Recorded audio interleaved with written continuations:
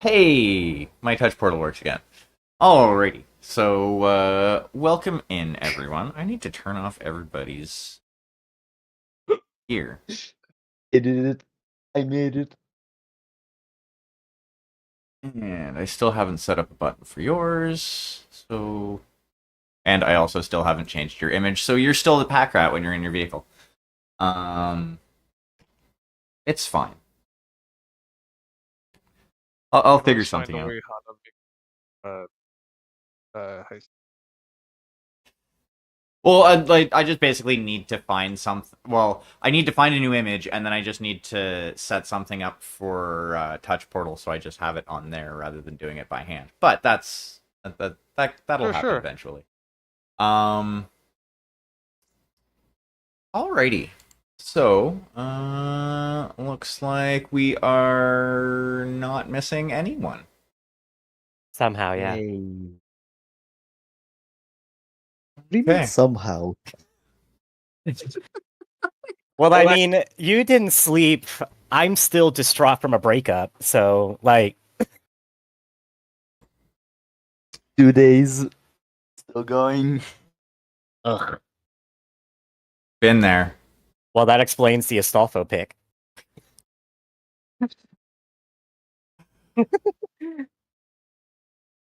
Yeah, my brain is like going, don't we do this? Alrighty. So, it's been 2 weeks since your last deployment. Um, you had a bit of time off for shore leave. Um, Carbon, has Johannes been working on the ECM of his tank over like the 2 weeks? Like, has he been tinkering with that? Like, what's he been up to on ship? Oh, I would say yes. Like after discovering that uh there were some few things that could be tweaked with the background, I'd say that during his time on the ship, he had took the time to work on some calibrations needed. Okay. But if that's so, then I'm sure I will need to spend some X. But would I need to spend some XP for that, Nope. So or how does this that is work? okay. So this is what I was talking about last time when I said I'd be Yes, basically starting a clock. yes. What I'm gonna need from you is I'm going to need you to roll me a computer skill roll, please. Thank you. Well, I'm gonna need two. Alrighty. Per community. Okay. Up to 7 anyway. So failure isn't like gonna cost you anything. It just means you're Yeah. not gonna have progress. Success on the roll means you will have progress, and if you roll boxcars, you will have exceptional progress on the roll. Okay. So 7. Oh, Okay, so oh. week one there Wow. was no progress. Ah. Um, I'm doing the average, like the regular difficulty rolls, so I'm rolling 3d6, so it's going to be like a range for the difficulty. Benefit to this is I could roll 3 1s, and it could be basically impossible to fail. So there's that. Alrighty, and if you're working on it for both of the weeks between deployments, one more computers rolled. Thank you. Okay.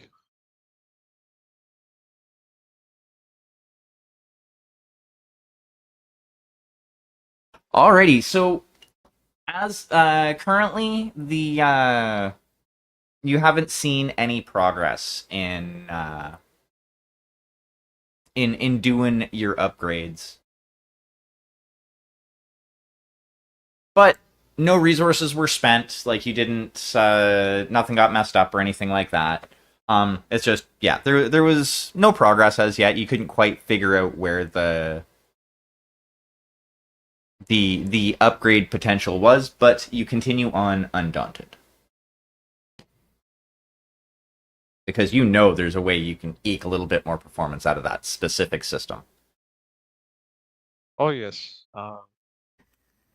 And also I believe from recent interactions with various characters has such helped Johannes pretty much helped Johannes in that regard. So yeah. I Yes, I won't be able to respond for just 2 minutes. Alrighty, I not a have a problem. guest that is just leaving, so I'll be right back. Just 2 minutes. No worries. Ainsley, what were you doing on the ship over the last 2 weeks? Um, um, I explain it in English terms.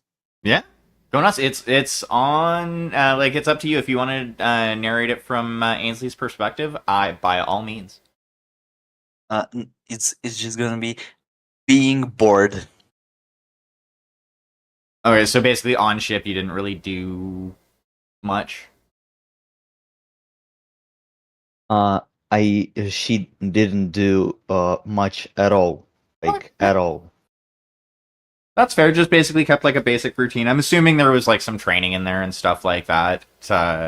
Possibly. Once Already. or twice, maybe. Yeah. Uh, what was Deanna up to? I know there was some time in the simulators. Yep, there was time in the simulators. There was time down in the mech bay. I don't know if you saw that little scribble together. Yep. And other than that, just keeping her routine. Alrighty. And how about Kirka? Sorry, I had a bit of fluff in my mouth just then. Yeah, no worries. Kirka,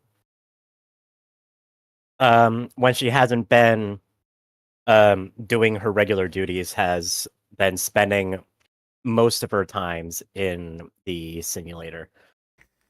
Sometimes helping out Deanna get things set up, but most of the time just frantically trying to build up her skill as much as possible. Alrighty. So you all find yourselves. I should probably actually bring up the right background image here.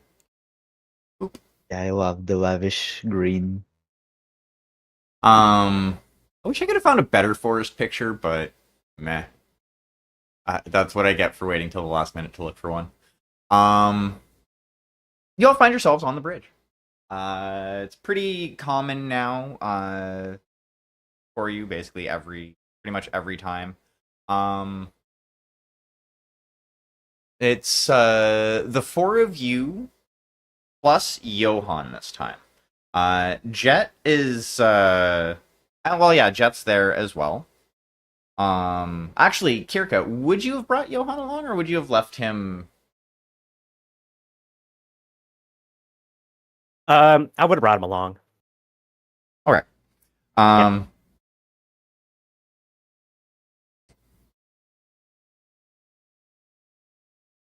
And Star Captain Metlis is standing there and kind of looks you all over.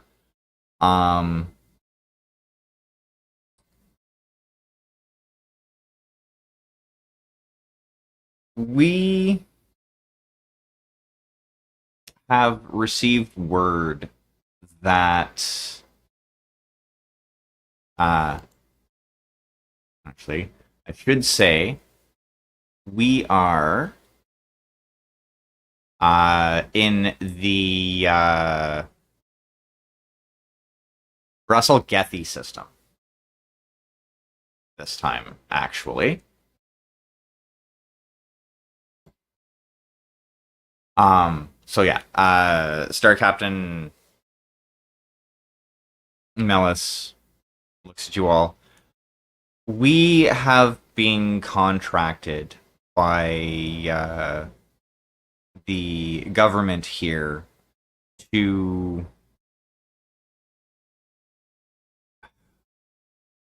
help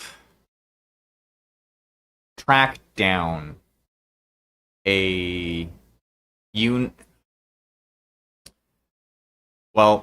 a unit of clan forces that seem to be acting on the planet.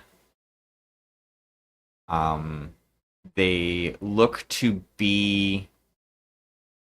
It looks to be a light Jade Falcon star. However,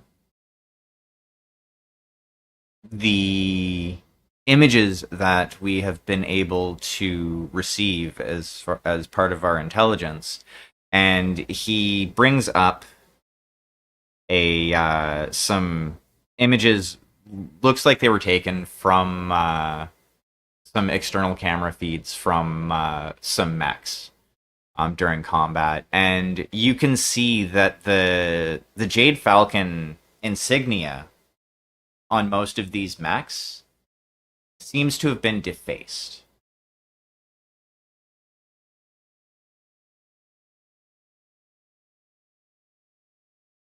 For some reason.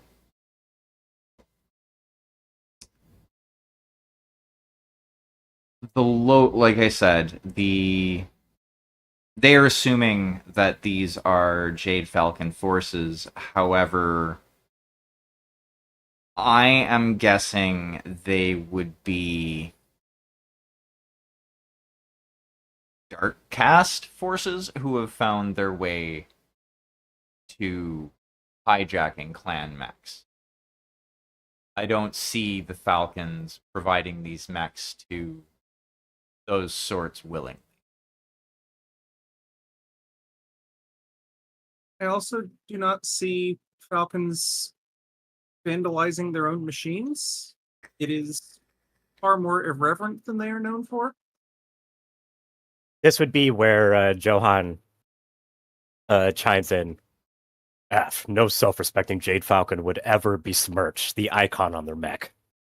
These are clearly either Dark Caste or some sort of spheroid that have captured these mechs and are using them for their own means. Be that as it may. Hello? Hello. Oh, okay. Yeah, we Welcome hear back. you. Sorry about that. Yes. If yes, I'm out of character. Johannes was making potato pancakes. Now he's back. He just Oh, comes actually- onto the bridge with just a tray full of potato pancakes for everybody. Sorry I was late, I brought snacks. Yeah. Okay. If you want that to happen, you can have that happen. If you don't want that to happen, that's fine. I was just being an ass. Well, I mean, You said out of character. Your character is making oh yeah, potato pancakes. out of character. Yeah. Yeah, So- out of character. Yes. Out of So, character. Yeah. so then the question is, are you making potato pancakes, or did Johannes make potato pancakes and decide to stroll into the briefing late? That's a good question. Also, I would would Johannes just- admit that they were making potato pancakes? I Johannes would, would just, definitely admit to making potato pancakes. Yeah, I think Johannes would definitely admit that he was making potato pancakes and he actually ate them. Oh, so okay, okay. Yes. He was having like last minute meal, just so that he could be prepared and focused. Yeah, because now he's leading a tank crew, so he has to sharpen his mind and stuff. Yeah. And he's Yeah, that's one way to put it. and he's No, late to the thank briefing. you would be And he's late doing- to briefing over it. Yeah. Okay. So Johannes kind of runs into the briefing. Would Kirka react to this?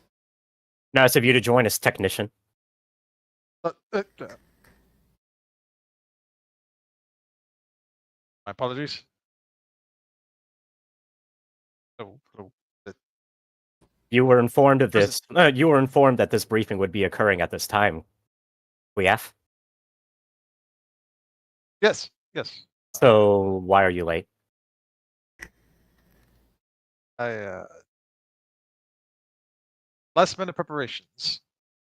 Very last minute. See that it doesn't happen again. Yeah.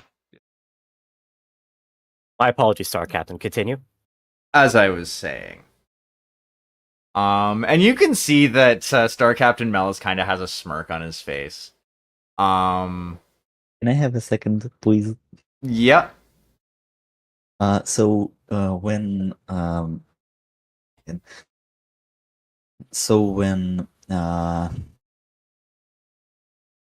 Johannes would come up to the rest of us, I would whisper in his ear, "Why do you smell so weird?" Yeah, we can play this out. I was some. Got hungry. I just wanted to. Long time since I had traditional. Anyways, why are we speaking? You could have asked me. Wait. You understand? Straight. Stand straight, at attention, and pretends as if he wasn't whispering.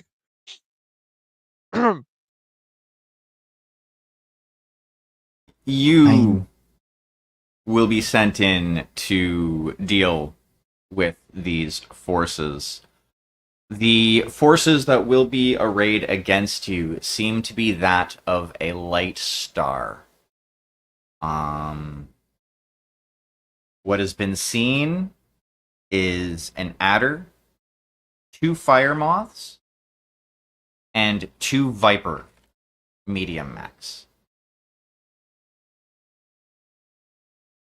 I have given Jet specific instruction to distract the medium mechs until the bulk of you are ready to deal with them. I know Kirka, he is part of your star. However, tactically, I feel this is the best choice.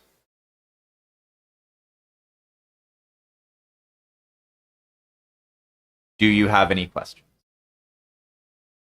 So just to verify, which light mechs did you dispatch Jet to distract? Jet is to distract the Vipers. The Vipers. Until you are ready to deal with them. I believe his current loadout for his mech should be able to provide enough of a threat to them that they will want to deal with him first. And based on the reports given, he will be skilled enough to keep them busy. I do not question his skill. I merely question his luck, shall we say. For the previous 2 deployments in a row, he has found himself taking fire directly into the cockpit. I fear that if he were in a position where he was deployed alone, that it may backfire for him. But he is ultimately yours to do with as you see fit.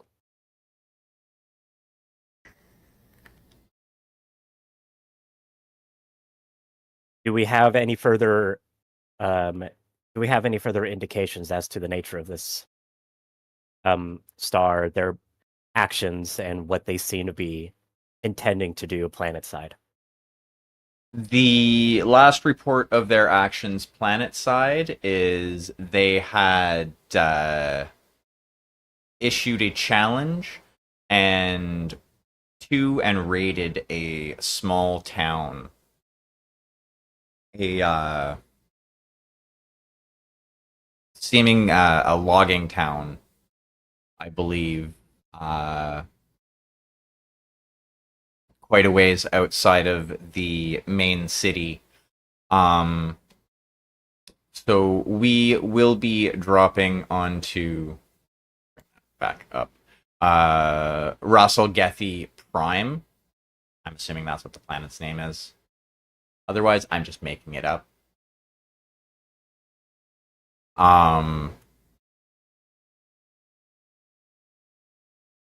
And we will be dropping into the vicinity of that, or rather, you will be dropping into the vicinity of that town. They may be back, or sorry, they will probably be back as they left shortly after the fighting was done. They did not seem to take anything as Isorla, so they may be coming back with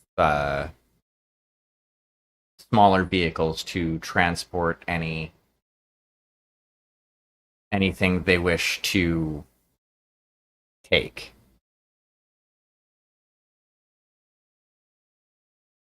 One final question. Go ahead. Capture or kill? Capture or kill? I will leave that to your discretion. Though I don't know how much use we will have of these pilots. But again, the discretion on that matter will be yours.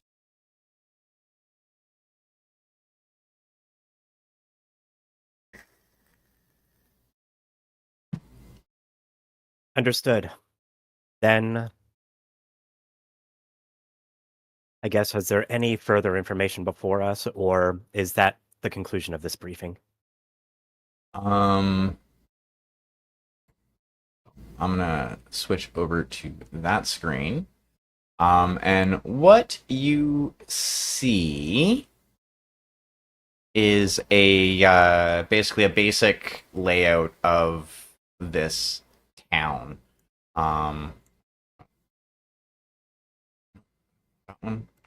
That one, and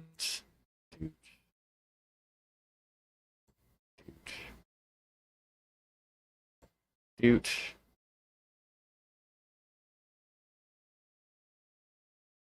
Um, Yes.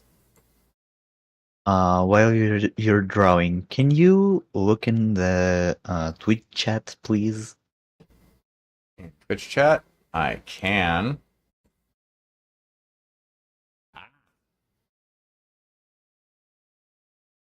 Caffeinate. Also the bot. Mm-hmm. I'm on it.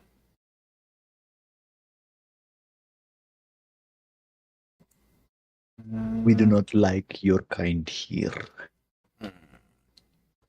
And at M-I-S. Boop.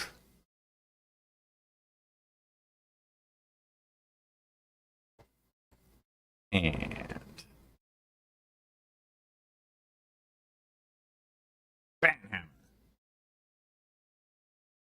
Mwahaha. And caffeinated. Okay, so back to drawing. Bump. Bump.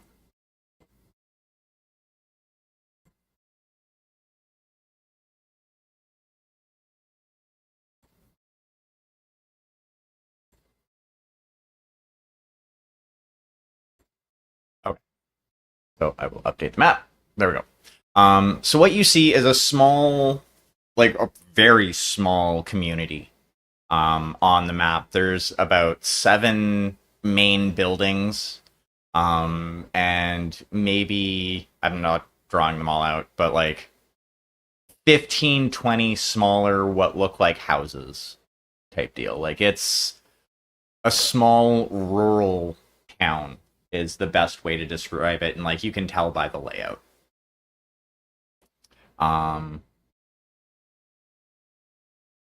And yeah, you can see that as well. Like it's pretty much forested in the general area.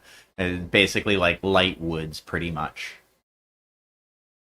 throughout the nearby vicinity. This is the layout of the terrain that you will be fighting on. There are kind of like there's you look on the map, you can see like there's streams and some like kind of like small cliffs and stuff like that. Nothing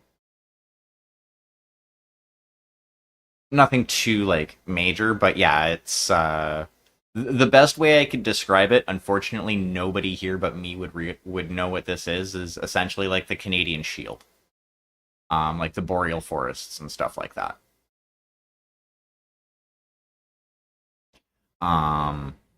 Okay, so a lot of big conifers and such with a lot of ferns underneath. Yeah, a lot of big conifers, a lot of No. ferns. Yeah, I can understand that. Yeah. Um,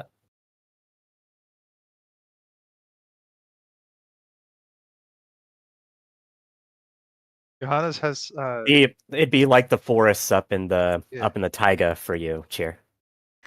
Very much the same.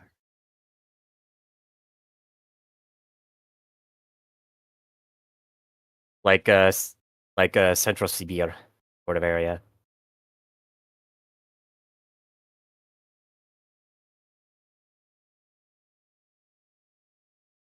And you had something you wanted to say, Carbon?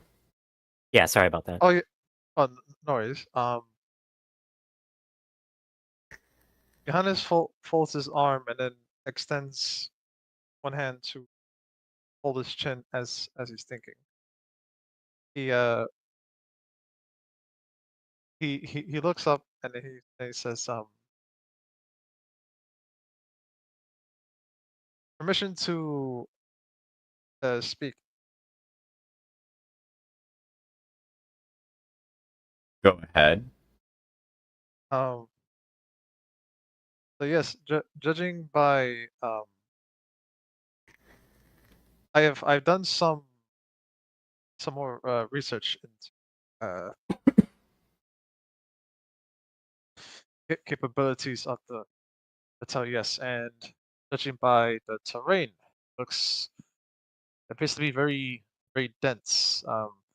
Not sure if the foliage and such may. The Yes. so I did mention that it was the area right around the town was light woods. Just as an out of character, Oh. like just reminding you. So around the town it is light woods. Yes, there are a lot of like big conifers, but there is like there is around the space where the combat zone you will have ability to move around. It's just there's going to be a light woods modifier to any shooting is the main thing. But yeah, you will Okay. be able to fight within the trees, and also like depending on how you all want to set up, if you want to set up as like a defensive line, that will Yeah. be up to what you all decide as a group, or rather, probably what Kirka decides for you. Okay. Um, Cause yeah.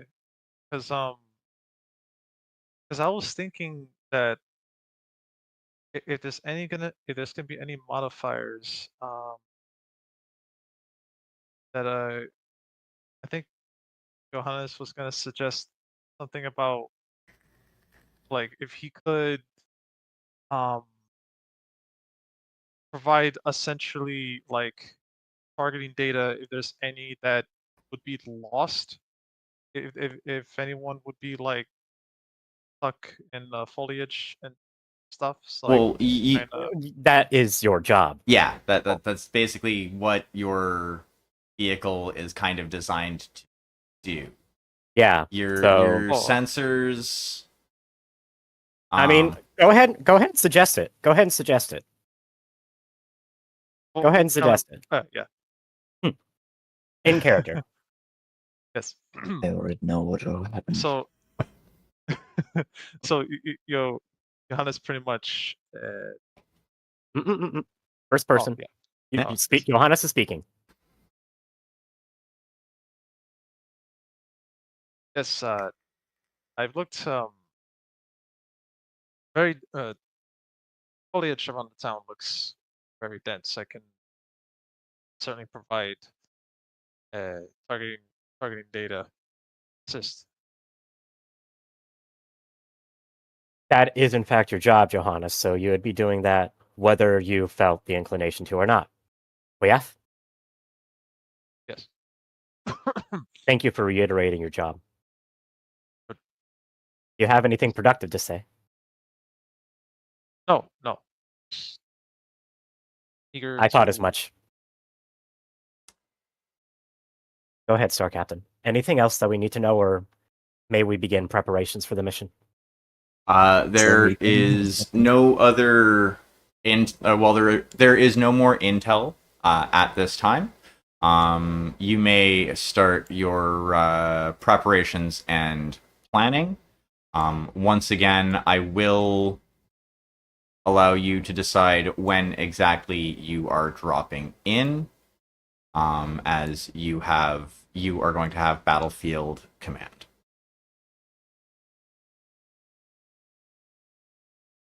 Understood. What is the current time of day on? What is the current time of day planet side near the drop zone? At the drop zone, it is midday. Midday. Then I propose this should, if I may, I believe I have a plan already set up, and if you would be willing to cross-reference it with me and see if it holds muster, then we may begin final preparations. My preliminary plan is such. Kirka would pull up a, unless it's still there, pull up a diagram of the town and the surrounding vicinity. No, it's still there. Okay, fantastic. One last question. What was the previous known ingress of? What was the previous known ingress and egress of these mechs to and from this town? They seemed to have come from the east. The east. Okay. Oh, my preliminary plan is thus then. We will set up here in this area and allow them.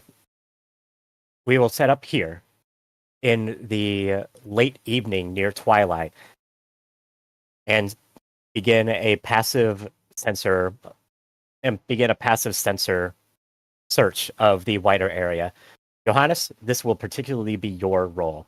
You will be stationed a little bit further back, closer into the town. Use your long-range scanners in order to see if you can detect any mech movement. We want to rely on the fact that we will have at least a slight advantage when it comes to direct information inflow, thanks to the fact that you are here with this, with that e-warfare vehicle that you now ostensibly command. The rest of us will set up a loose perimeter here on the eastern edge of town, and the moment that we begin to identify their ingress, we will be able to begin moving accordingly. As it stands right now, the current forces are an Adarin 2 fire moths, Kuyaf. They should be relatively straightforward to handle, even if they are more skilled. The Nightfall, in tandem with the fact that they will be receiving electromagnetic interference, as well as, if all things work out correctly, we will be able to waylay them in a disadvantageous position for them, we should be able to have the upper hand. Any questions, comments, concerns? Jet actually pipes up at this point. Star Commander, the 2 Vipers that I'm going to be playing with, would you prefer me take them to the north or to the south?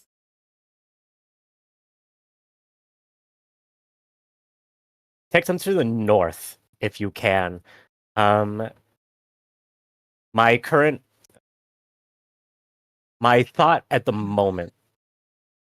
Actually, no. Take them south. My current plan is for myself and the elementals to circle in this direction southward in an effort to get into the foliage as the hostiles inevitably penetrate the perimeter of the village in their way in.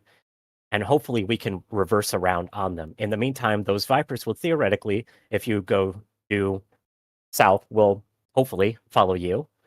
And then they will be completely separated from their allies between us and you.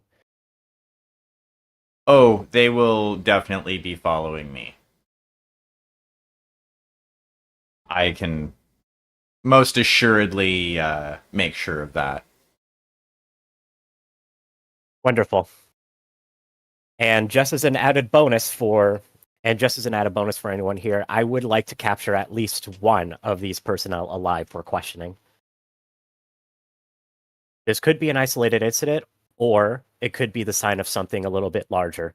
Not that I doubt the honor of the Jade Falcons. Here, Kirka looks at Johann Helmer. But we cannot deny that their time in the Inner Sphere has taught them some new tricks. And so I would like to get ahead of anything just in case there is something there beyond simple deserters or dark caste renegades. Anything else? It's at this point that Star Captain Mellis speaks up again. Will there be any battlefield support that you will require, or that you feel you may require for this assignment? We should decide that now. If at all possible, it might be a good idea to have either aerospace or VTOL support on standby. Strictly speaking, I am looking at this as a defense/ambush mission. So air support, so close combat air support might be optimal rather than an artillery strike. Very well. As we're not out of character, as we're not in a battleship, for this one, artillery probably wouldn't have been available because the ship don't got guns. Yeah, fair. Though, that being said, that is something that I was considering potentially making a possibility, e.g., finding a way to have you all infiltrate or somehow take over Battleship. But that would be something that would be like long-term campaign goal, because that would be hard. That would be a thing. Yes. Because that would be a lot of people that you would have to go through, even if you were to like challenge for it. Yeah. I don't think I would be able to challenge my way through that one. No. Probably.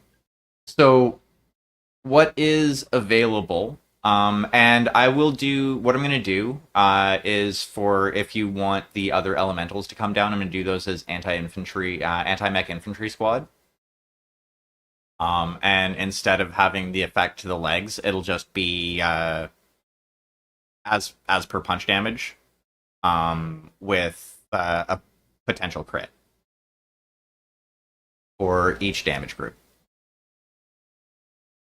It's assigned 2-point damage groups. Okay. But yes, so there is aerospace support available. So So you have access to bombing run, strafing run, and air cover. I highly doubt you'll need air cover. Probably not. Conventional support as per anti-mech infantry squad, and battle mech support is also an option. Okay, well, let's see. I will have my full star battle mechs, so we don't need to worry about that. This really isn't a good environment for Tornfalk, so they would probably stay. Well, yeah, they would probably stay.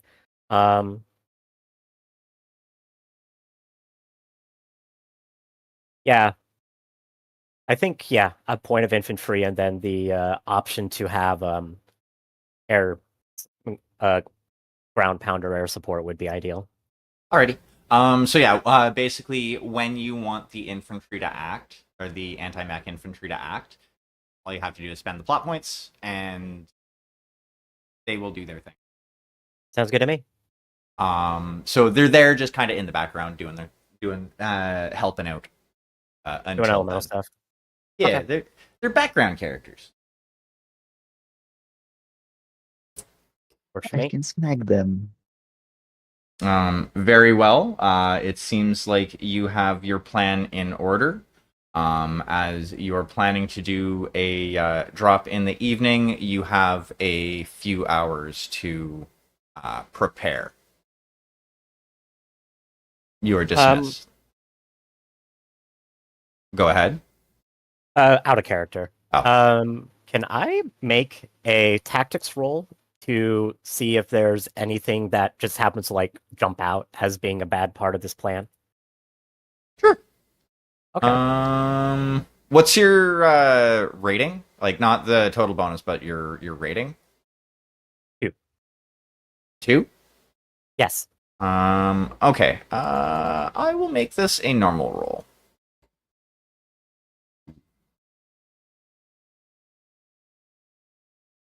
You do not see any flaws. As far as you can tell, it is a sound plan. Okie dokie.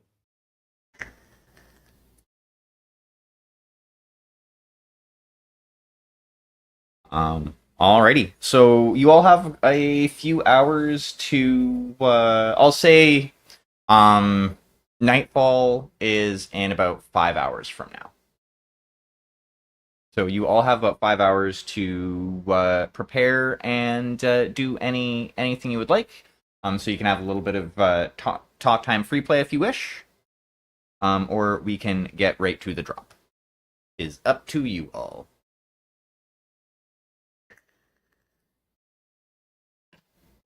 Star Commander, it may be worth having Ainsley and myself deploy further forward. This kind of foliage is a perfect playground for elementals. We could easily get the drop on them from behind.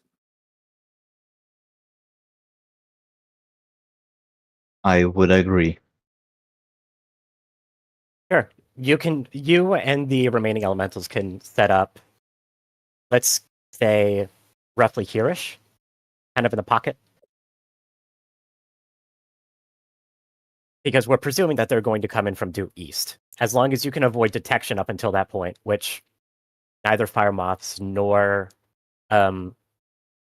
vipers nor an adder have any sort of... Actually, that is not true. Vipers do have an active probe. We F. I did Allow me to double check. No, they have AMS, and that's it. That would be the alternate config Charlie that has an active probe. Yeah, these are just the ones that are in the book because Just the prime, yeah. That's fair. So no, the prime would not have them. Then yes, by all means. So if we enter a low power mode while they pass by until Johannes gives us the signal, they will have no idea we're there. Excellent. And then I would say your priority target should be the adder. simply because the fire boss might be a little bit quick for you to jump up onto. Very good. Yeah, they are zippy quick. They are very zippy quick.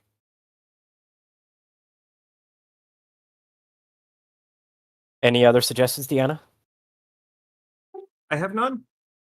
Wonderful. In that case, I wish you and your fellow elementals the best of hunting.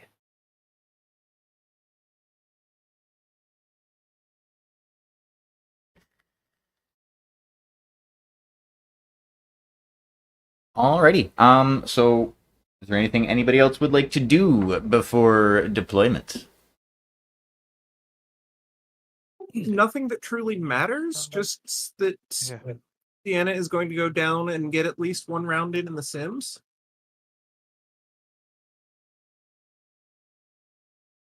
Yeah, Um, tracks. She's got a bit of a one-track mind lately. Oh, that's okay. Had Tyr not been able to show up tonight, my plan was it was going to be a training session specifically for you and Johannes in The Sims. Ooh, can I join in? Well, one of the reasons why I was wondering, why I was considering that is I don't think there's a way to do a sim for battle armor. No. I've actually been trying to figure out a way to do something like that. Like, I don't know if the technology is there in universe to like essentially do VR through a neuro helmet. Like, when I say VR, I'm talking like, you know, anime VR where it's like the full body dive technology type bullshit. Mhm. I don't think that technology exists, though I could be wrong. Though at the same time, oh, sorry, go ahead. There's also like the depowered training harnesses they use in like the various mercenary games on Outreach. Just rig the actual suits up and turn the lasers down. Yeah. Well, I was thinking like being actually like in the simulator at the same time, because another way I was thinking of doing it was having Ainsley train with the other elementals and do have run essentially like a 0G sparring session at the same time. I have a bad idea. Oh no. I'm curious. So, um, like, uh, put Ainsley in a mech training. How's it called? Seat. Yeah, I forgot the word seat. I mean, if that's something that you want for Ainsley, it is entirely doable. No, like, what I wanted is like, put her in a training seat for Yeah. the mechs, but, uh, make the mech, have the firepower of an elemental and the size of an elemental. Basically, a half-assed mech. Hmm. Oh, like Mechwarrior 4 style.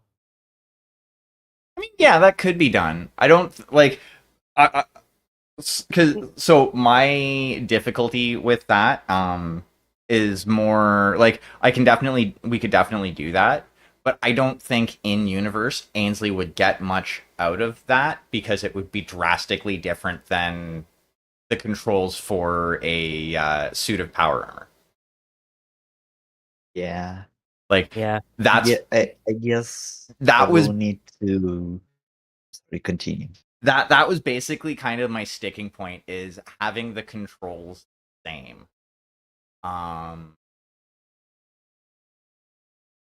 Though actually, they're thinking about it. There is a way to do it.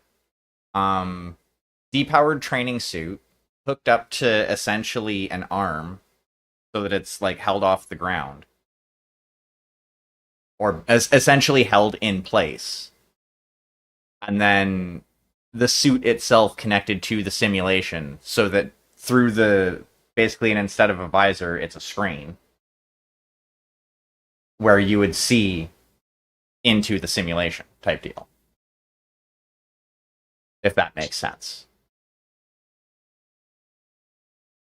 Essentially turning a training suit into what is, current day technology, like for the real world VR, when you go to like, a big arcade nowadays, where you're just kind of stuck in place and you can kind of move and walk, but you're not going anywhere. That is probably a doable idea. Like, I guess. feasible in world, like feasible in universe.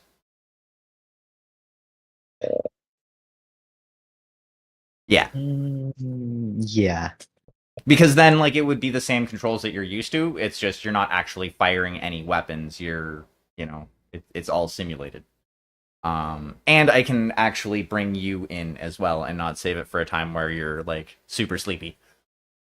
Yeah. I'm not super sleepy. I'm like, it's like a second breath. I don't know why, but Yep, that happens. works. Yep. That happens. I have 100% been there.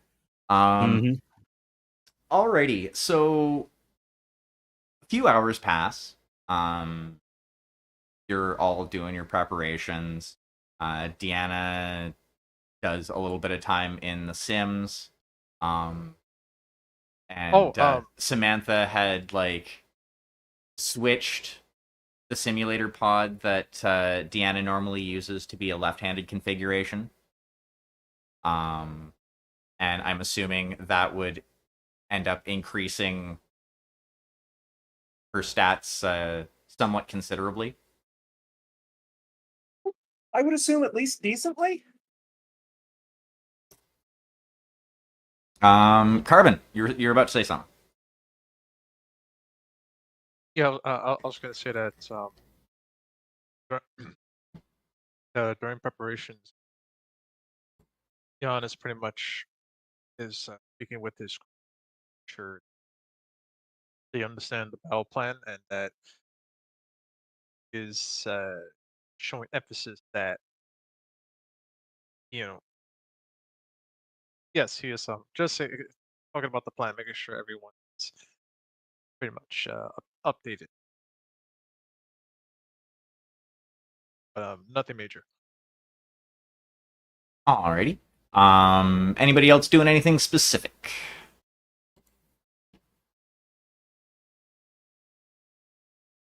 I don't think so. Kirka isn't. Alrighty. I'd Go ahead. I'd like to start a cooking show. Cooking with Ainsley. Oh God. I mean, Ainsley would have enough time to record an episode. I don't see why not. Yeah. I'm cool with that. Yeah.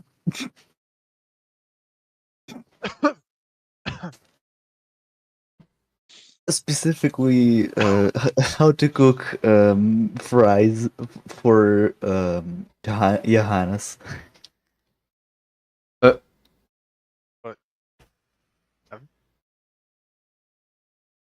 You're getting roasted. Alrighty. Johannes, when you arrive at the basically when you arrive on Left Claw and go to where your vehicle is, you notice that there is a new sticker on the front of the tank. And it says fragile. It seems like the techs are having fun. The rest of the techs are having fun with you again.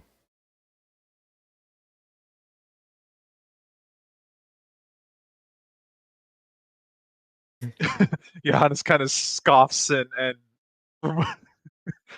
removes the sticker with confidence. What joking around again.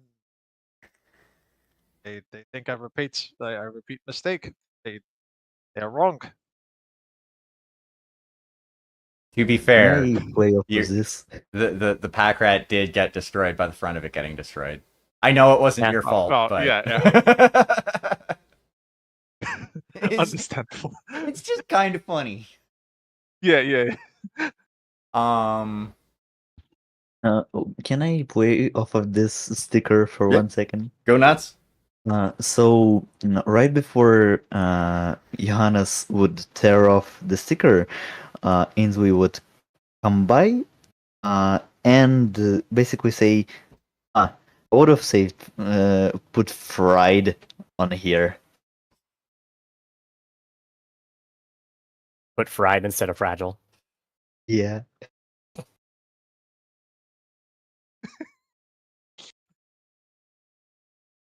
Johannes just kind of deadpans as he's looking at he's make the comment passing by.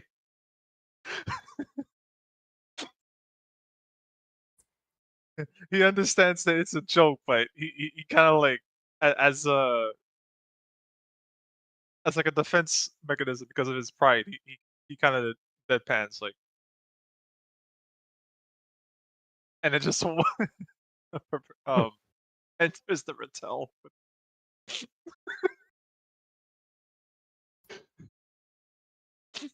Alrighty, so you all get into, you start your like final last minute prep on Left Claw as it starts to take off from the Onokuma, and very shortly thereafter,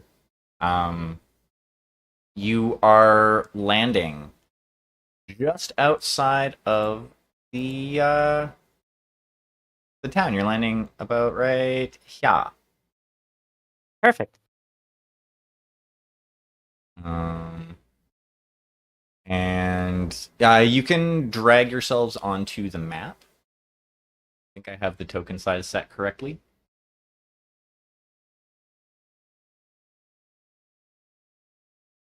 Should be able to. Here. Actually, I will do it. Boop. And boop. And boop. And boop.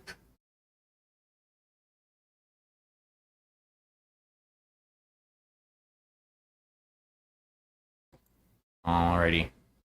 So if you want to set yourselves up where your characters are planning their ambush points, here you should just be able to drag Ainsley. Yeah. Yeah. And just to reiterate, because I don't think I was able to see the pattern on Johannes would pretty much be situated like Not quite that deep. behind. Not quite. So I'll say Yeah. like right about here in between. So Uh, kind of like in yeah, cover, but in view Can of you the. see? Can you see my laser pointer? Oh yes. Yeah, well, about there-ish. Just kind of in this nook, in this little Okay. plaza here. There you go. Yeah. Yeah. That So, way. Mhm. So the area right around there is pretty clear. The woods themselves seem to start like where around at this. Oh, yeah. So like right like there is where the woods Figured. start to start, and it's at first it's fairly light. Actually the distance between the trees is enough that at least for a little ways out, the Rattel could probably fit and move further forward if needs be. Okay. But you do see that like further on, like it does kind of start to thicken out, and Deanna and Ainsley, you can actually see this as well. Like it's essentially out like here. It's twice as thick as where you two are setting up.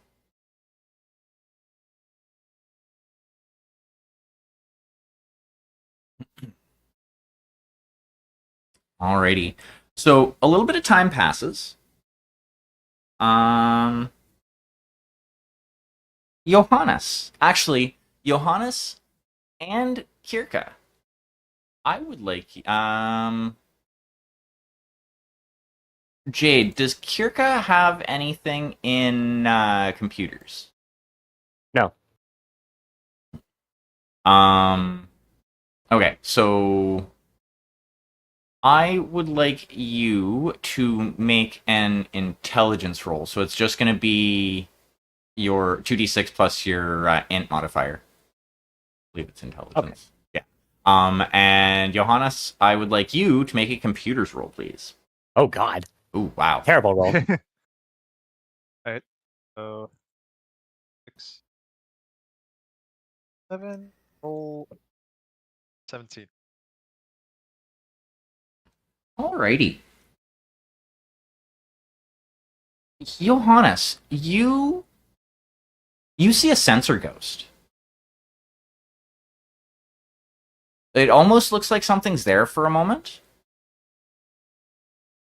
And then it kind of blips off. And it seems to be moving kind of from the east, like to the southwest, like up here where my laser pointer is. Okay.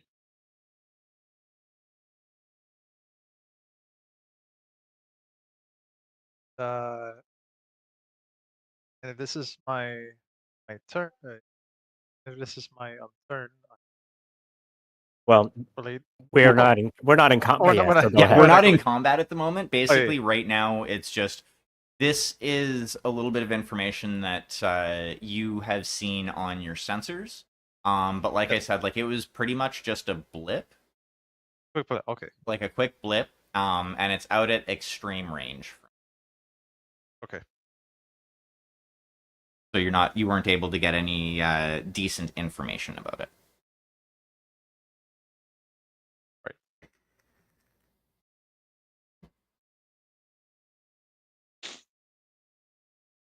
So that is information for you to do with what you will. Oh, yes. So I would definitely relay this information to Kirika and recommend Kirika and the others. If their sensors like providing like quick kind of display on the goal split. So Well, like pretty much like it's already gone by this point. Like Oh, it's you already saw gone. it for a half second, and like it was there and it was gone. So like okay. like there's nothing right now for you to like display for anybody else at the moment. Okay. So like yeah, if you're gonna relay the information, definitely like relay the information. Yeah. Take the narration and relay, senor. Yes.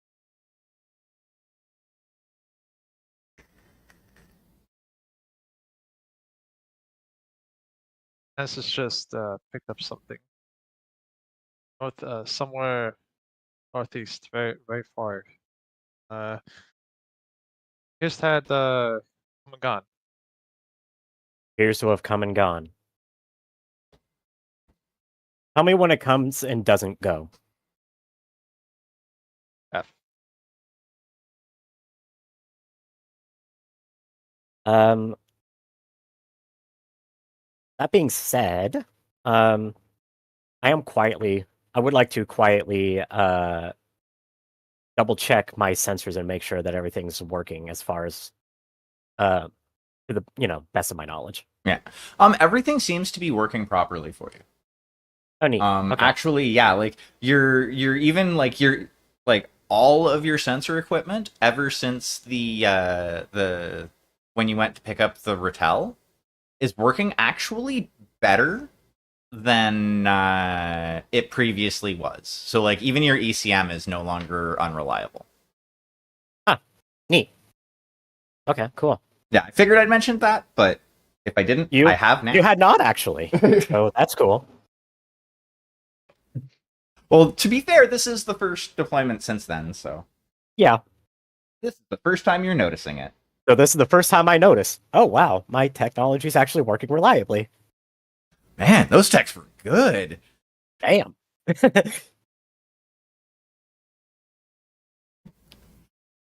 Back on the Onokuma, like 3 techs sneeze. Yeah. Alrighty. So very shortly thereafter, boop, you all see a actually here, I need to do something with all of your tokens. Oh wow, that makes it too small. Never mind. Damn it. Like, cause the scale is pretty big. Like where they're at is pretty much the extent of long range from Kirka type deal. Okay. But what both Kirka and Johanna see is a blip on your sensor. Actually, 5 blips. And they are moving towards you at a fairly high rate of speed. They're actually moving fast enough that by the time the sensors are fully able to pick them up, they are in basically the far end of long range from you, Kirka. Yep. 5 blips inbound for the northeast. You see it too. Quiaf? Johannes? Yep, I see him. Fast Fantastic. ones. Yep. Looks like it's party time. Start moving.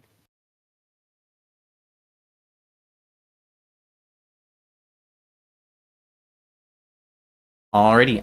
Well, Kirka, if you would like to take the first narration. I would like to target, as true to my word, I would like to target one of the fire moths. And I would like, and since we are at long range, I'm going to go ahead and take a pot shot just to get its attention a little bit. So, well, a pot shot here meaning 40 missiles and a bunch of autocannon DACA. So That's fair. Which would you like to resolve first? let's resolve the autocannon, just because the missiles are always more complicated. Yeah. So let's see. So and You're shooting at a fire moth? yeah. You So it's are probably going to be like -1 or 2. -2. You're move 3, right? Yes. Yeah, so you're they're -2 right now. Yeah, that's I kind of figured. Just wanted to get their attention, really. So my generate bonus is 9. This is a heroic fucking shot. You hit. Wow. All right. Now let's see if I get a little extra pepper in there. I do. Nice. So the first 2 damage is going to the 3. The 3 is that would be the right arm. And you said how much? 2? That is 2. Okay. Of a fire moth. Uh-huh. And it'll be that one. And you blow off the right arm. My right arm. And then the extra damage, 1 point, is going to the 4, which I think is also the right arm, so that Goes into the torso. goes into the torso. Wonderful. Alrighty, yeah, that fire moth is not having a good day at the moment. Already not having a good day. Let's see. That's the SRM 6-pack gone. Hell yeah. So then I guess next are the missiles.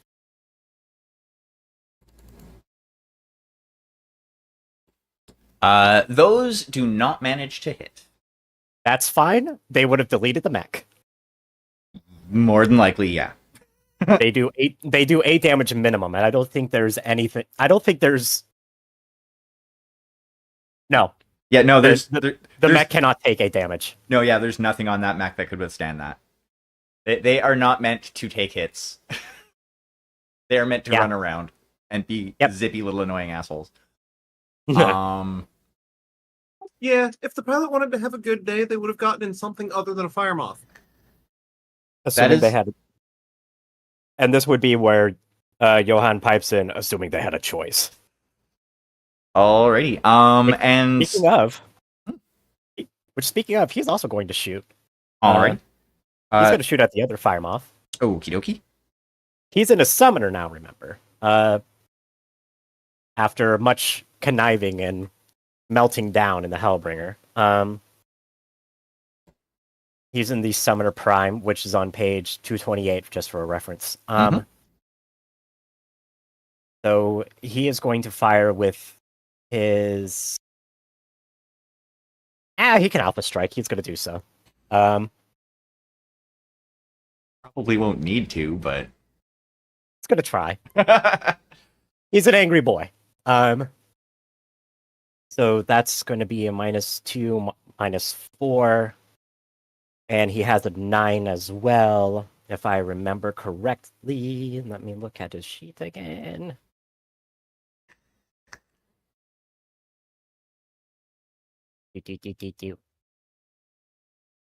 Yes, he does. So that's also all of that is going to be a 5 as well. But so that's the PPC shot, it hits. and that's going to hit the 10. That's torso. Left arm. Left arm. Oh, Well, that's I mean, how the much damage damage does that do again? one PPC does 5 damage. Yeah, So- that's gonna delete the left arm and torso of that fire moth. So Fire Moth dead. Oh yeah. So other fire moth taken out. How does this look? Boom. So they begin to show up on sensors. Kirka quickly relays to Johan Helmer to focus the Fire Moth on. He's going to be in formation. He's going to be in formation back into the right of Kirka. We kind of chevron by default in Yeah. my mind. That makes sense. So I tell him to focus on the Fire Moth to the southern half of the formation. I'll deal with the Fire Moth on the northern half of the formation. So and we fire simultaneously. The Fire Moth at the right outpaces the missile salvo that I fire at it, but the autocannons manage to hit true somehow and shear the right arm off as it just kind of like the trajectory of the rounds just hit just right. Johan, on the other hand, swivels a little bit and fires off the PPC shot, leading the Fire Moth just right in order for it to hit directly into the region of the mech where the left arm joins into the torso and essentially rips the arm off and causes the Fire Moth to cartwheel into the ground, like an overly dramatic mook in an action movie. Nice. Alrighty. Are you moving from your position at all, or are you kind of staying put in that general area? Neg, we're gonna stay put. Alrighty. So I'll basically kind of narrate what Jet's doing. Jet is gonna break the chevron formation and like hightail it south. As he's going, he kind of passes really close, just to the south of Deanna and Ainsley, and fires off a basically salvo with both his PPCs and his LRMs at the two Vipers, basically kind of getting their attention. They don't necessarily hit, but they do help in peeling those two off from the pack. And they kind of start to follow him down into the south over to this general vicinity. And that general vicinity. That's just going to kind of stay put there. Alrighty, who would like to go next? I'll take it. Okay. Yeah, just trying to think of how I want to word it. Like the plan is to move to like right about here. Yeah. And just do a quick quiet comms. Ainsley, we're putting ourselves between the incoming mechs and Kirika. Be ready to mount when they get close.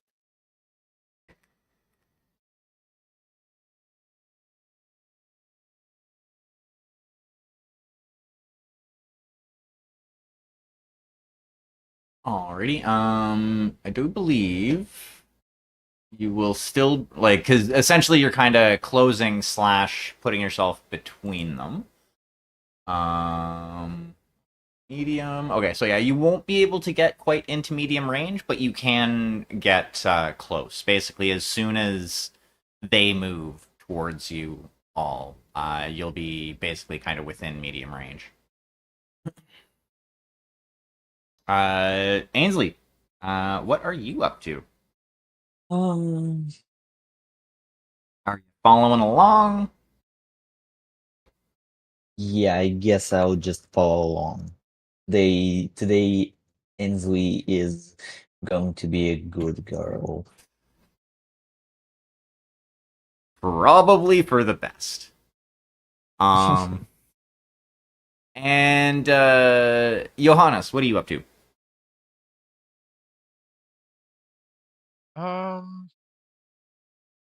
Let's see.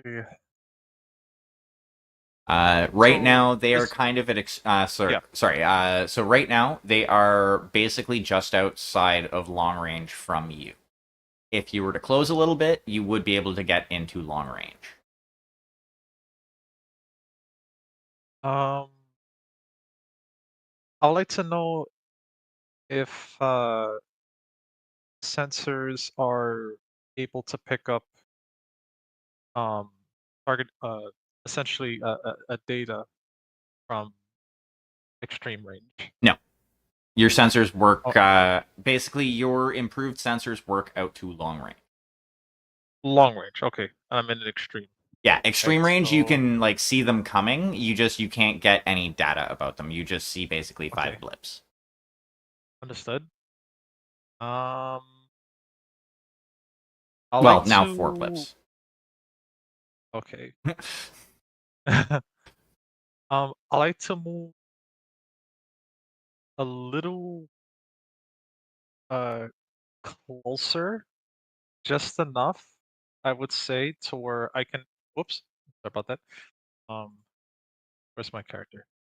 Yes, I like to move like I would say within long range. Yep.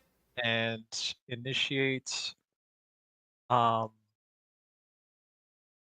like to get into their comms. Which mech is currently the closest that is about to be ambushed, essentially? Well, so the way the lay of the battlefield right now is where the number 1 token is. There are basically 3 mechs in that specific, or well, 2 mechs now, 2 light mechs in that specific spot. There are 2 medium mechs that are moving towards the south, towards where you saw Jet run off to. And all of them are within basically the same kind of range bracket from you. So they're all basically in long range. Okay.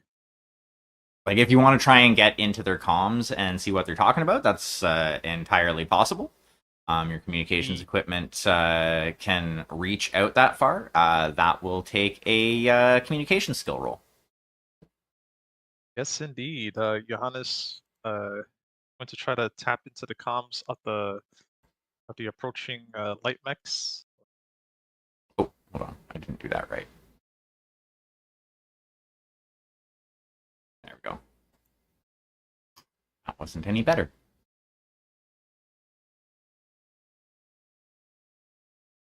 Seven. 14. Alrighty, yeah, you managed to break in. You managed to get into their comms, and what you hear is kind of panic. Oh, they took out. It was one shot. We need to let the boss know. He took out Johnny. And like there's a lot of like chatter about that. You hear one of them come in and be like, "Pipe down. We expected resistance. We'll take them out like we did the puny defenders that were around here previously. This town and everything in it is ours." And then other than that, there's like some tactical chatter and stuff like that that's going on that you hear. But that was the most important thing that you have heard thus far. So you can do with that information what you will. As you do have a full tank crew right now, you can fire weapons that are long range and potentially hit something.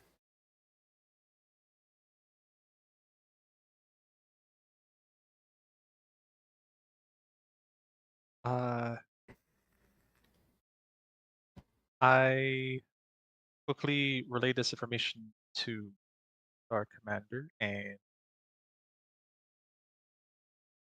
see. So I quickly get on comms.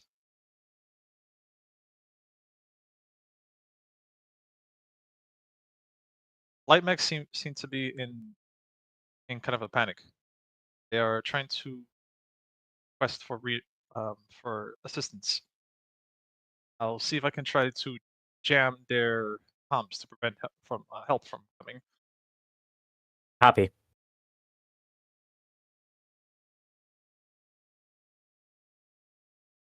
And then Johannes exits comms, and sure next turn I'll be able to jam.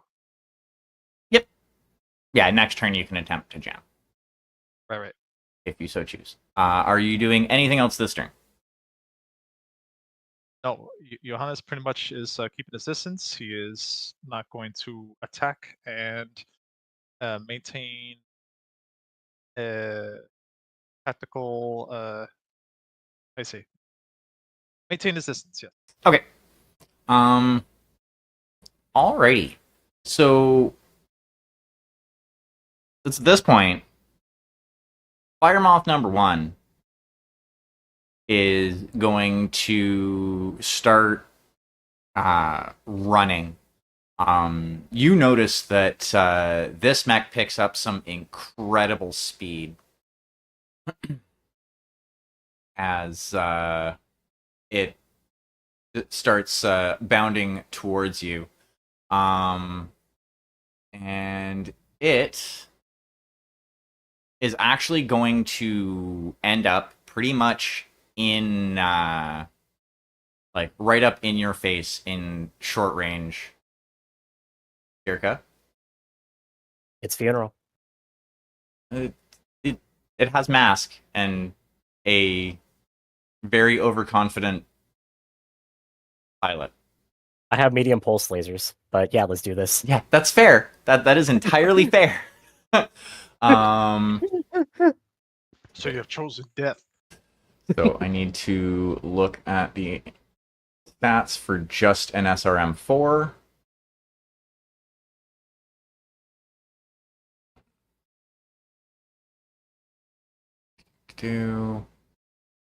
I wish they would like put the tables in a nice, like, concise spot for stuff like that. I know, 1 right? plus M max 3. 1M max 3. Okay, thank you. So yeah, he is going to fire at you with his SRM4. Okay. Let me know when you want my pilot check.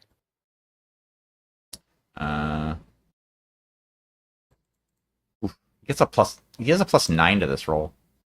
Jesus. Movement 6 with mask. I guess so. Goddamn. Yeah, he's a speedy boy. So your I see piloting that. check. Yeah, he manages to miss with the SRM-4. Sell deal. All speed, no lead. He does, however, have 2 ER medium lasers to fire still. That's fine. And shaboop. And Shaboop back. Those That will ones hit.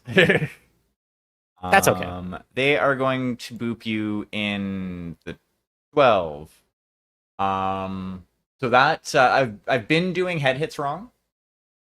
Uh-huh. You only take you only take 1 pip of armor damage. It's automatically a glancing blow unless a plot point is spent. And I am not going to do that. That would just take your head off. Thank you.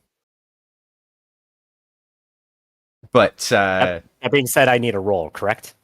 yes. I don't think you actually need to roll for that. You do take 3 damage though to your wound track. Let me just scroll up.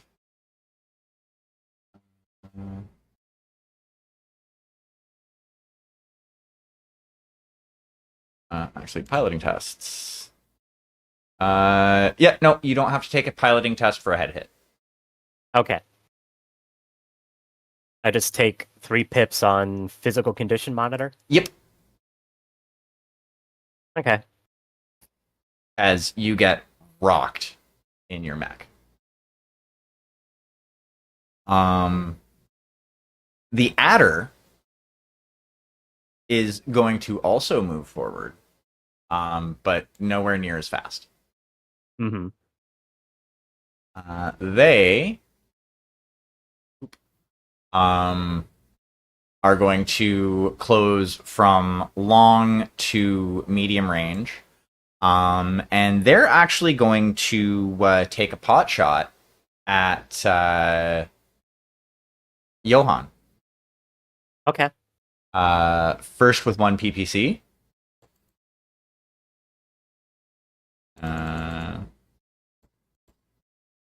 And he's in movement 3, right? Yep, summoners are movement 3. Okay. Boop. And that is going to miss. Okay. You know what? Yeah, he's actually going to fire the other PPC as well. Spicy boy. All right. Very spicy boy. And probably miss. Oh yeah, he's going to miss. Wow. Cool. He almost hit by default. Yeah. Actually, you know what? No, I'm not going to do that just yet. I was going to say they have edge 2 and could spend it.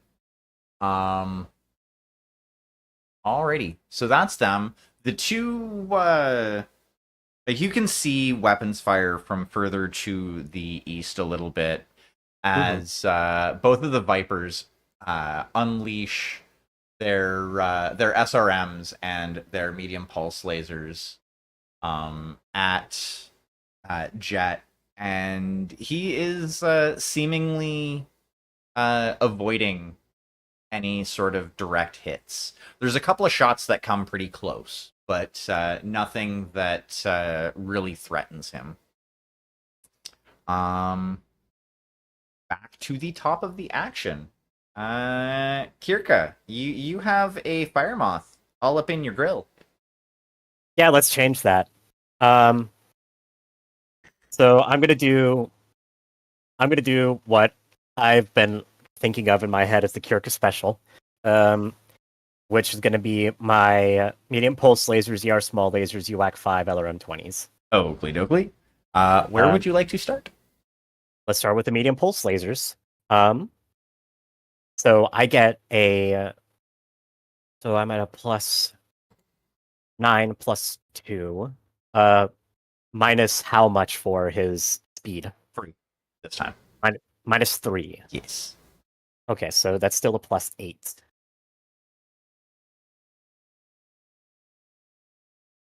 You hit.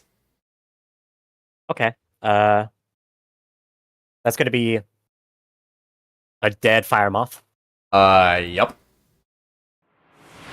Yeah, so you toast this fire moth. How does this look?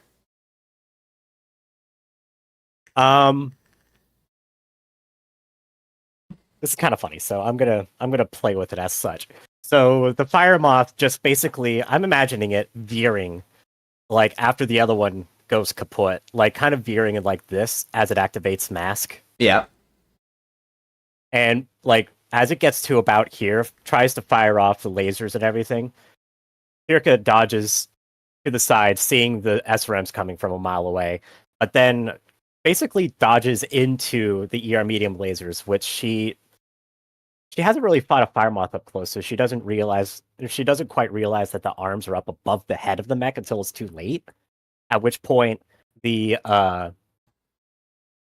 lasers splash across the reinforced transparent steel or whatever it is of the cockpit, dazzling her for a moment and like causing basically a second-degree sunburn from the heat of the laser over her skin. Very uncomfortable.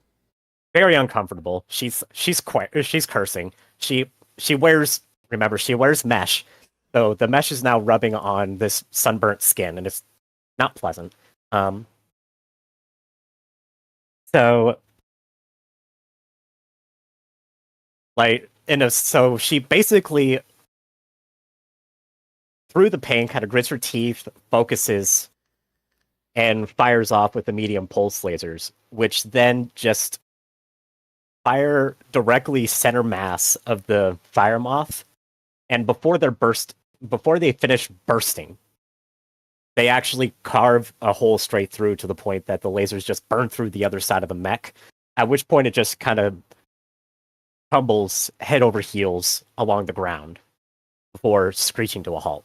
Yeah, because that thing would have a lot of momentum. Uh-huh. and let's see. How much health do the fire moth? Let me see. Fire moths. There's a fire moth right here. Yeah, they don't have much health at all. 4. Yeah, and the 2 medium pulse lasers do 5. So yeah, that's exactly how that would look. Well, technically that one had 3 because of the that's splash right. damage from the right arm. That's right. That's right. I already hit it in the right arm. Yup. That's right. So yeah, that's exactly how that looks. Yeah, you melted right through that fire moth. Yep. Alrighty. What is? Sorry. Are you doing anything else, or were you basically planning on focusing all of your ammo on that there fire moth?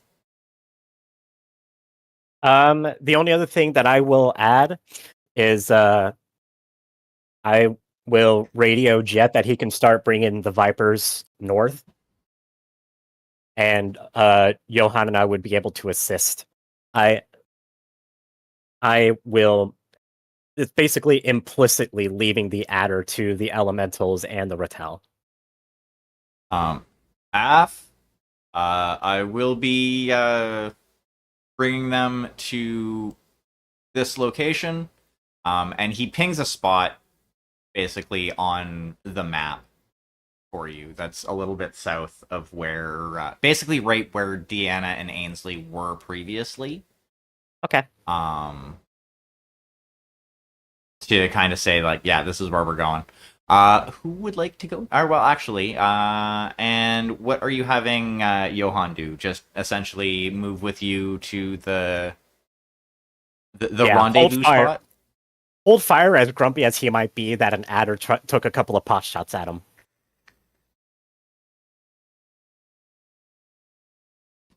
Alrighty, and I'm assuming you two are kind of moving down into position? I mean, where you pinged is kind of medium range for us, so yeah, just kind of move there. And then next turn, theoretically, Jess should be probably about there-ish, so we should be able to start getting some fire on the Vipers. Yep, that sounds about right. Cool. Narratively, that works.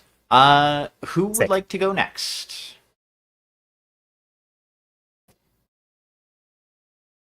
Roughly how far out are they? They are about medium range. Yeah, the adder is just just outside of short range for me. They're in like medium range. You should. You can get into short range with them. Point blank will be essentially next turn after their like your next turn. You'll be able to get into short range, or sorry, point blank range. You can get into short this turn.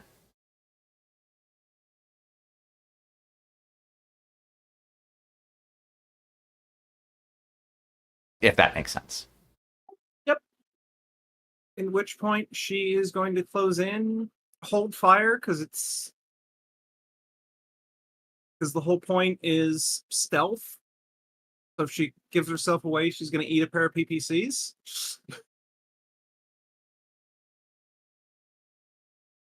Yeah, it's a possibility. What do you think about here? Yeah, that tracks.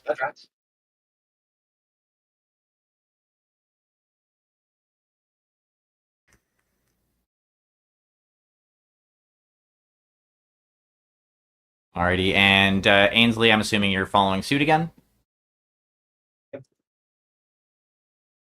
Alrighty, that just leaves Johannes. Without delay, Johannes initiates communications, basically a communications jamming on the adder to prevent it from communicating with his allies or calling for help. Okay. That Communications roll. that will be a computer's roll. Yes. Yeah, and it will be a little bit more challenging. But make your roll. Apparently not going to be that much more Yes. challenging. Sounds good. Alrighty. 14. As far as you can tell, you have managed to jam the adder's communications.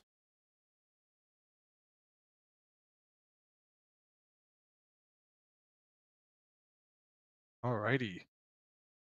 And are you doing anything else? You still have your movement. You can still fire off a pot shot. Nope. Just Johannes chooses to Johannes continues to maintain the position as he's typing rapidly away and making sure that comms are essentially blocked for our adder friend.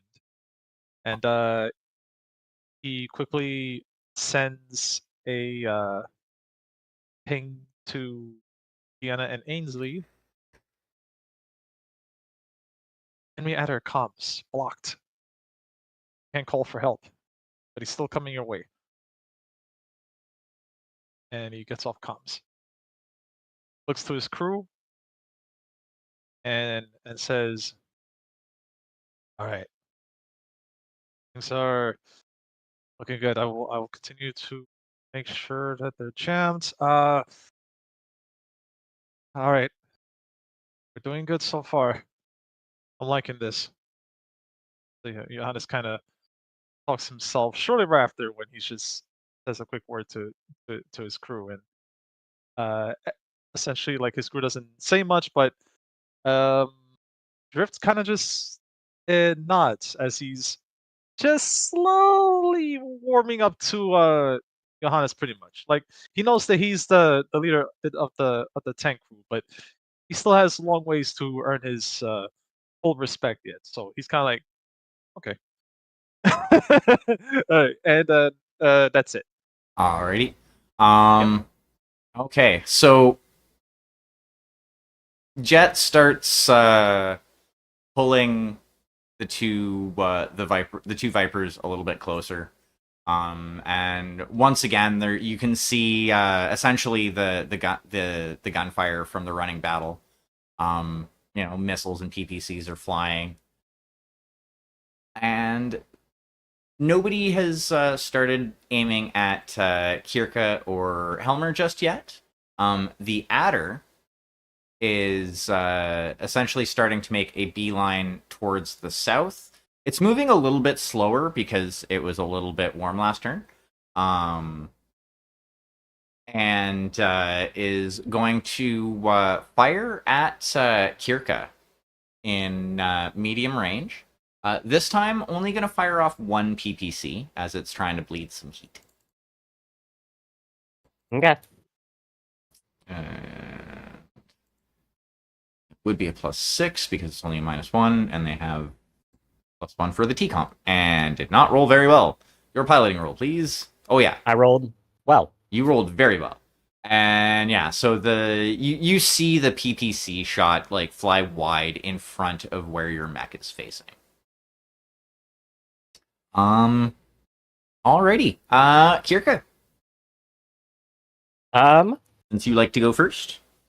I would like to go first. Can I see? I presume I can see any. I can see the Vipers. Yeah. They're kind of you can see them between the trees.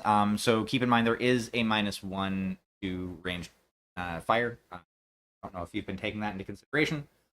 Because of the cover. Yeah, that tracks. I had not up to this point, but now that it's been stated, yeah, that makes sense. But yes, you do see 2 vipers Okay. and a gargoyle, obviously. But Obviously. Yeah, let me just shoot the gargoyle. No. I'll shoot one of the Vipers. Any of them happen to be any closer? they're about equidistant. About equidistant, and they're Yes. at long range. Medium now. Medium. Oh, I'll neat. say medium. They would Medium. have been able to. They have enough movement to get from long to medium. Okay, cool. So then I will yeet my lasers, autocannon, and lerms at them. Excuse me. First things first will be the lasers. Those are the easiest to resolve. Okay. And that's going to be a -1 to all these rolls. So that's going to be a +8. Right? Or there should be a... No, wait. It should be a 7 because I want to say Vipers have movement 4. They do. Yeah, so that'll be a +7 for all these. So pulse lasers first. Q. They hit. Neat. 5 damage to the 5. The 5. That is the right leg, and you said 5 damage? F. Okay. And that was right leg. You strip a large chunk of armor off of the leg of that mech. Sick. It's weird. Their legs are more well armored than their arms are, which is opposite for basically every other mech. Well, the Ghost Bears recognize that for the Viper speed is life. Yeah, that's fair. Alrighty. So next then will be the UAC 5 with the same calculation. Okay. How? And oh, the UAC 5 misses. Okay.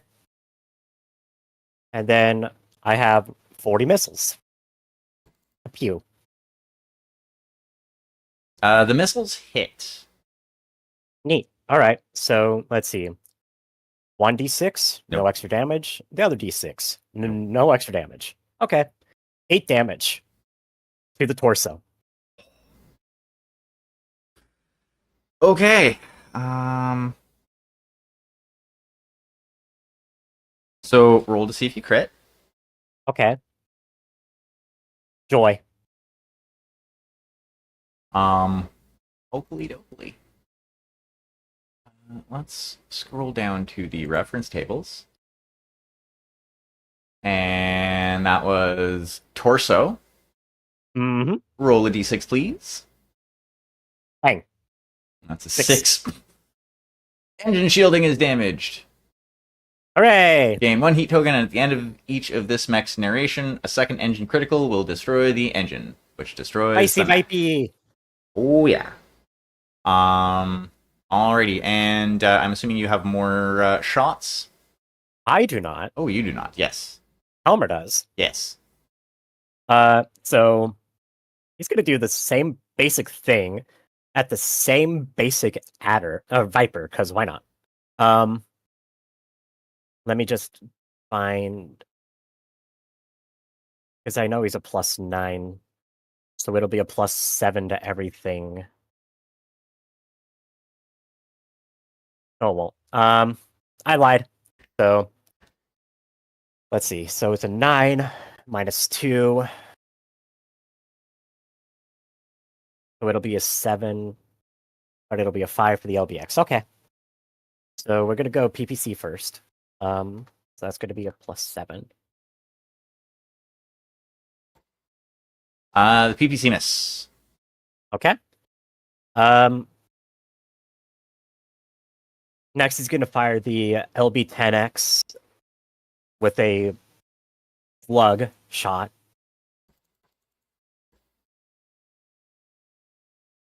Oakley Dokley. Just because I don't want to deal with cluster damage. That's fair.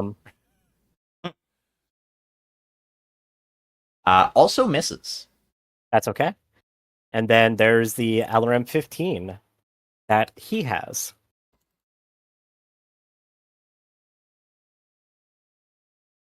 That hits. Neat. All right. So let's see. That's a 2 + M max 5, so 1M. Nope. So that's going to be 2 damage. Also to the torso. Of the same mech? Uh-huh. Okay, yeah, that blows that Viper up. How does that look?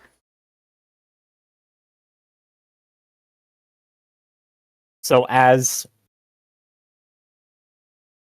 Jet approaches, I'm kind of envisioning almost something that you would see out of like Mechwarrior Online or something like that, where the Vipers are just sort of like trying to circle the Jet's gargoyle as they just harass it with with their various weapons. Yeah. I radio Johan real quick, telling him that there's no need for Zellbriggen. He assures me that he would not offer Zellbriggen to a Dark Caster. That's entirely fair. And I highlight one of the mechs, share the targeting information, and we basically just open fire on the thing as it circles away across the front of Jet's mech so that we minimize the risk of hitting him. All of my pulse lasers slag the armor off of the leg, but the autocannon shots for both of us roll wide, as does Helmer's PPC shot, which flings off into the forest, setting some of the leaves on fire as it bolts past. However, a majority of the missiles all track true, crashing onto the top of the Viper, which then proceeds to just dent the thing, like it suffered a tremendous hailstorm, causing the thing to first flash a little bit as the engine shielding gives way, and then flash again as it finally is destroyed by the onslaught of missiles, causing it to basically fall forward mid-stride, and the torso grinds against the ground to a halt. Nice.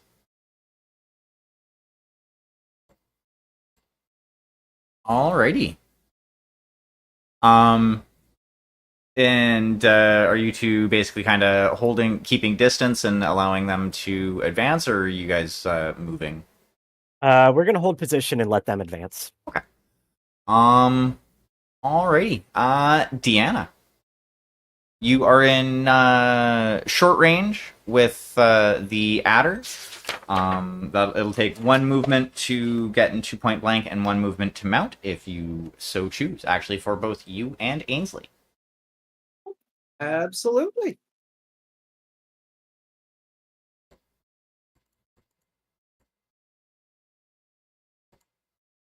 You are most likely going to mount. Yeah, you definitely mount. Point. And Ainsley, Time to tear this thing apart. are you mounting up as well, Ainsley? Yep. Support weapons, yeah. Yep. I have a lovely +9.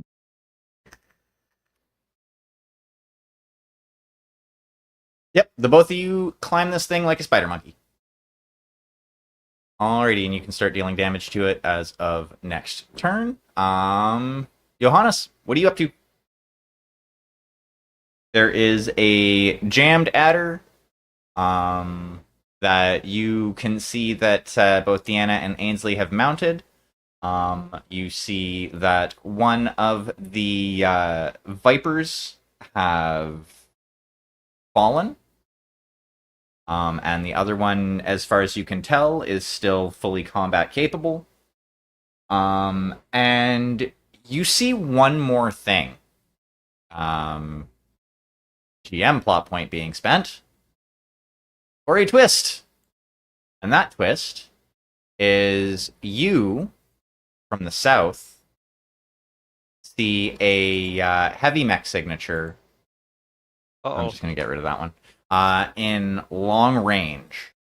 Your sensors, you are the first one to pick up on this. Your sensors are telling you that it is a Hellbringer.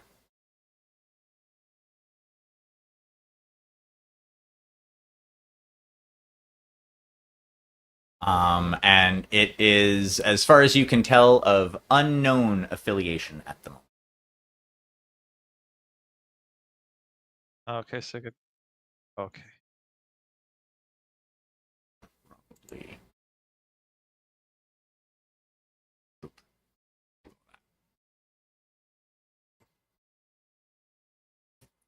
Uh, let's see. So,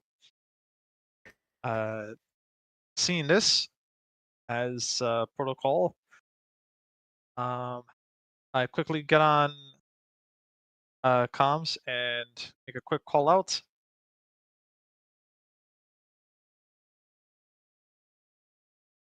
Oh wait. Oh yeah, you did say it was Hellbringer. Yep.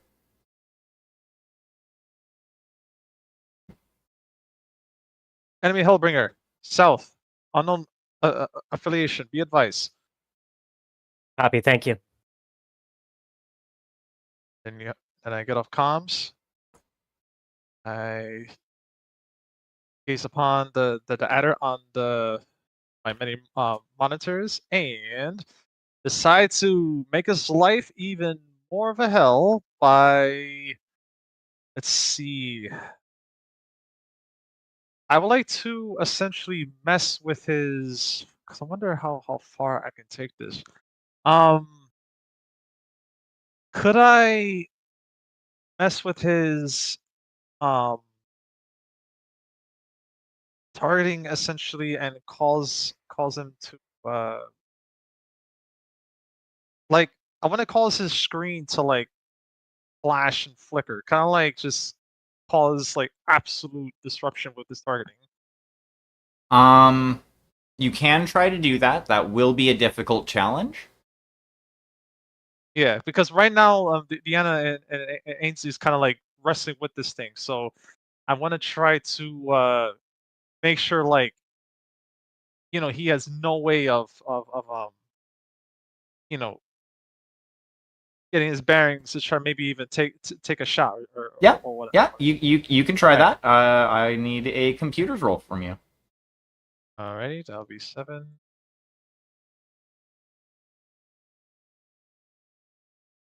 Yeah. Scene. You manage to kind of mess with his like kind of tap into his systems and kind of mess with them a bit. So yeah, this will provide a minus to his actions for this.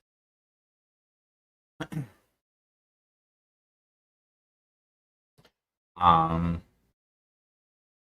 And just a quick check. I am within what range of the enemy adder?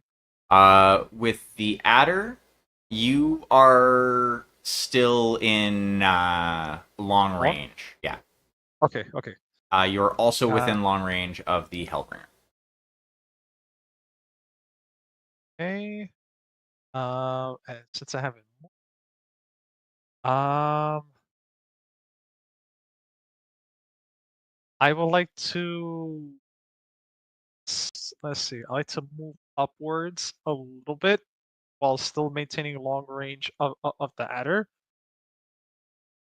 So like Okay, right yeah, about you're staying long range. here-ish. Yep. Yep. Because yeah, so right now I'm kind of like keeping watch of the Hellbringer 2. You know, I just alerted everyone. I'm kind of like, okay, big heavy mech coming. Don't want to be, you know, a potential target. So slowly creeping back towards the town while messing with the adder. Okay. Alrighty.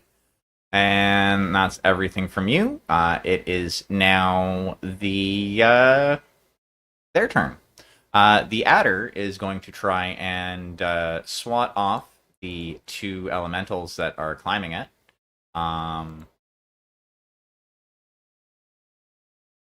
So they're going to make a piloting check. And if I can get a reflex check, 2d6 plus W reflex from both of you. Please and thank you.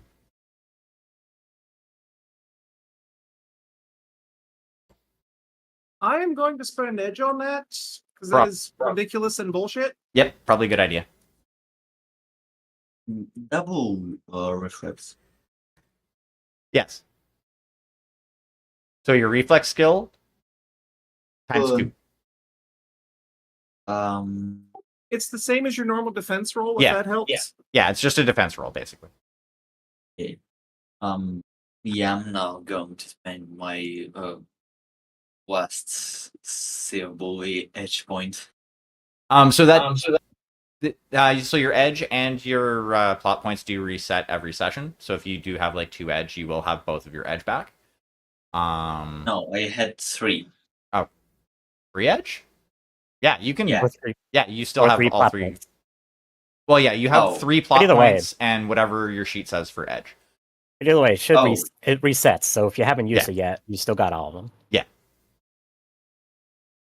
Yeah. Your No, reflexes are I only 2? Used it. Yes. Wow. So how are you using your edge? You can use that to reroll one or both of your dice. You can force me to reroll. Wait. So I have used my edge before, so now I'm at 2. No, Does it resets every session. So if you So have it's 3. yeah, if you have an edge score of 3, you have your 3 edge at the start of the session. Okay, then I'd like to use an edge. Okay. Yeah. So you can use that to reroll one or both of your dice. You can reuse that to force me to reroll one or both of my dice. And yeah, that's basically what's applicable in this situation. I'm going to roll my dice. Well, yeah, I was about to say Or is you it could not possible. Well, no, it is possible. Like you could reroll your 2. You could also force me to reroll the 6 that I rolled.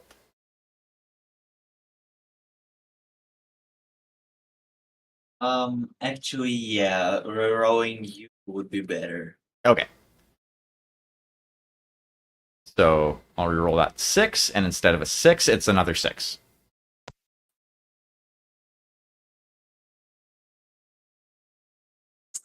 I'm clapping.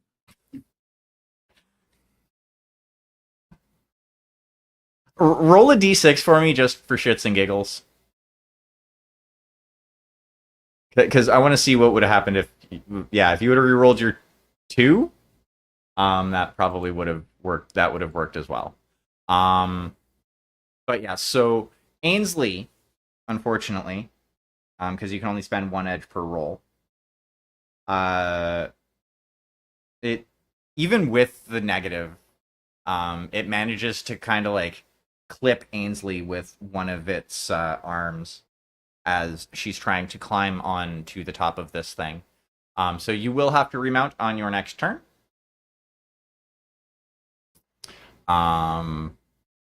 The Hellbringer to the south is going to close into medium range with both Kirka and Helmer. And is going to fire. It's PPCs. Pardon me.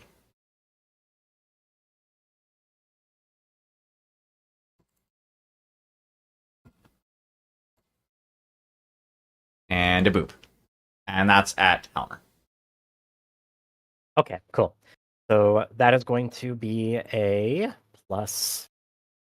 I know it. It's a 2d6 plus 9 for him. Kadink. Ooh, the PPCs hit. I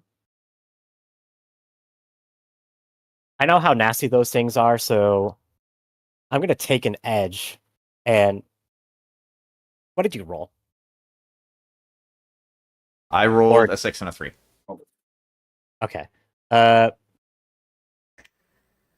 gonna take that edge and have me reroll. Hopefully this works. Oakley dokley. Alrighty, yeah, you Helmer manages to avoid getting roasted by a pair of ERPPCs.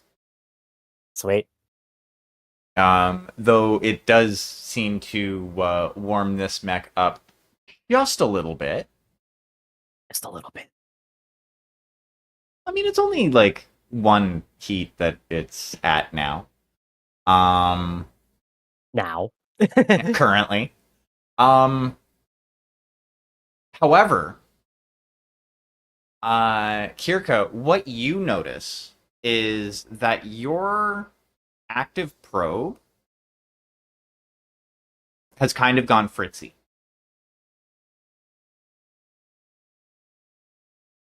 There seems to be some sort of ECM interference. It is a Hellbringer Prime. That tracks. Yep.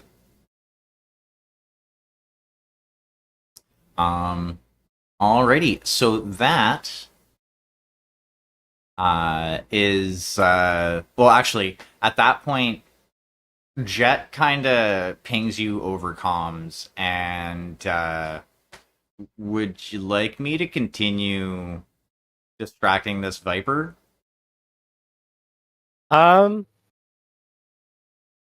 Actually, Af, go ahead. Feel free to kill it if you want.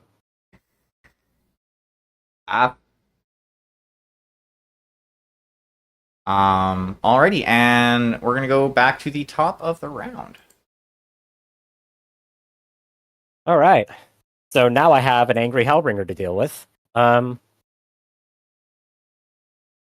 going to put pressure on this thing because I know sure as shit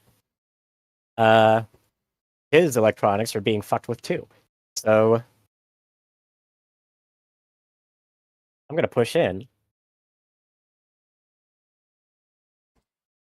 Kind of like that-ish.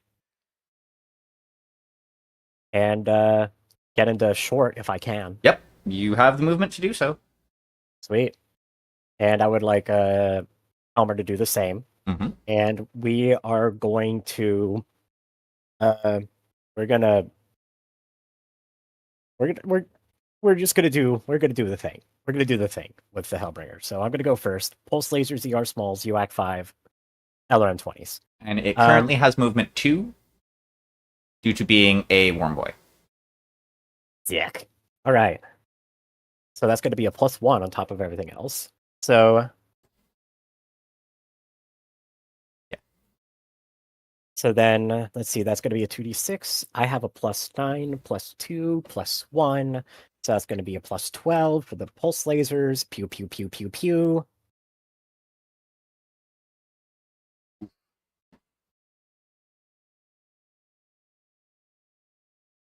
I'm going to presume I hit. I didn't quite hear you. I'm rolling now. You hit. Okay. And that's going to be 5 damage to the torso. That should be most of its armor already. Oh yeah, it's a good chunk out of the torso. Mm-hmm. Silly Hellbringer. Oh, the Hell's Horses. Anyway, so now we're gonna go to the ER smalls, and that's going to be just a +1, so I get a measly +10.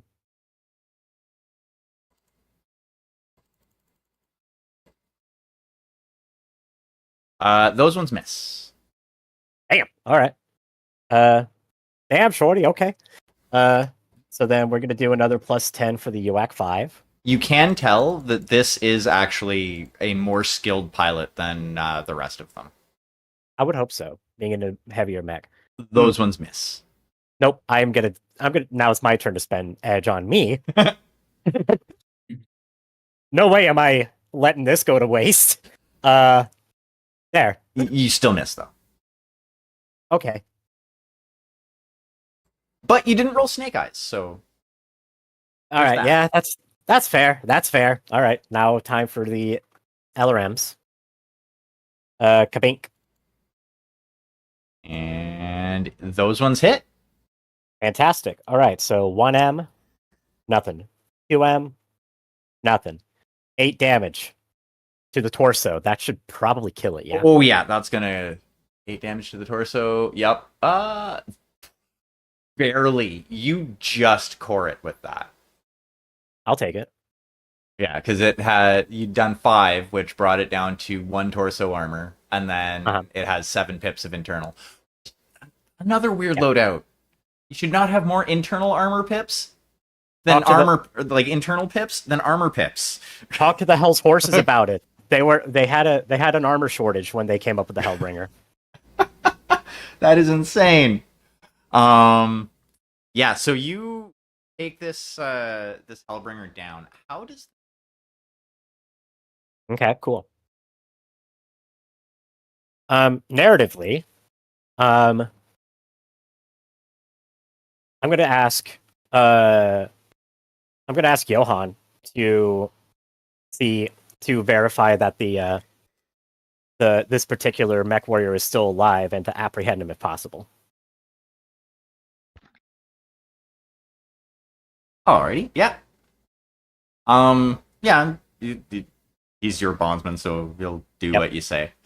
Right. Alrighty. Deanna, in that case. Well, if you have nothing else. I do not. That is an alpha strike that's an alpha strike from me. And Johan is going to apprehend this dude bro. So that should be that. Alrighty. Deanna, you are currently on top of a mech. Well, let us start shooting. That is 1 point to the 5, which would be right arm because punch table. Hooray. Yep. And roll to see if you crit. Oh, yes. You do. And sorry, that was right arm, so that's 3.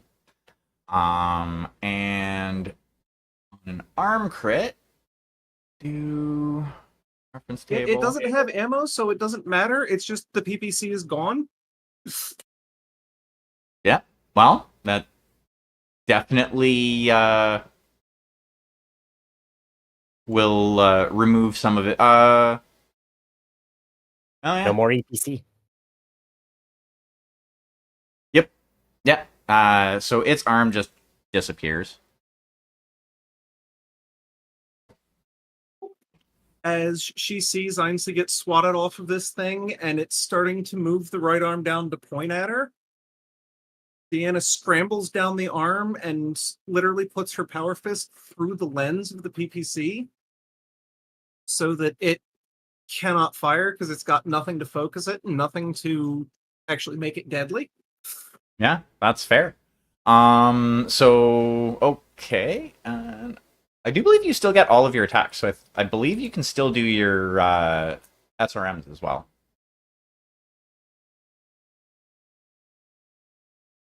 Because that would have been the your question laser is whether attack. I want to use them because I don't know if you have anything else in store.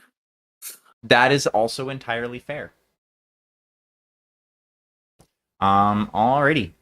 Ainsley, you got knocked down. Ow. Wait, is it faster than me? Yes. Okay, so it's not +9. How much faster is it than me? This is the adder. 1. It has movement 3, Okay, your so movement 2 jump. now some +8. 15. If you're considering shooting it, may I recommend a leg attack? No, I'm climbing. Ah, I see. I see.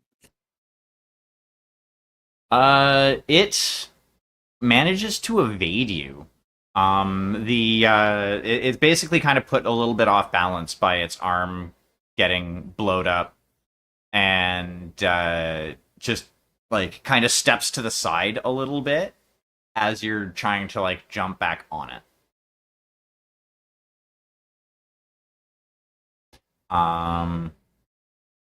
Johannes, what are you up Okay. to? Awesome. You're seeing as well.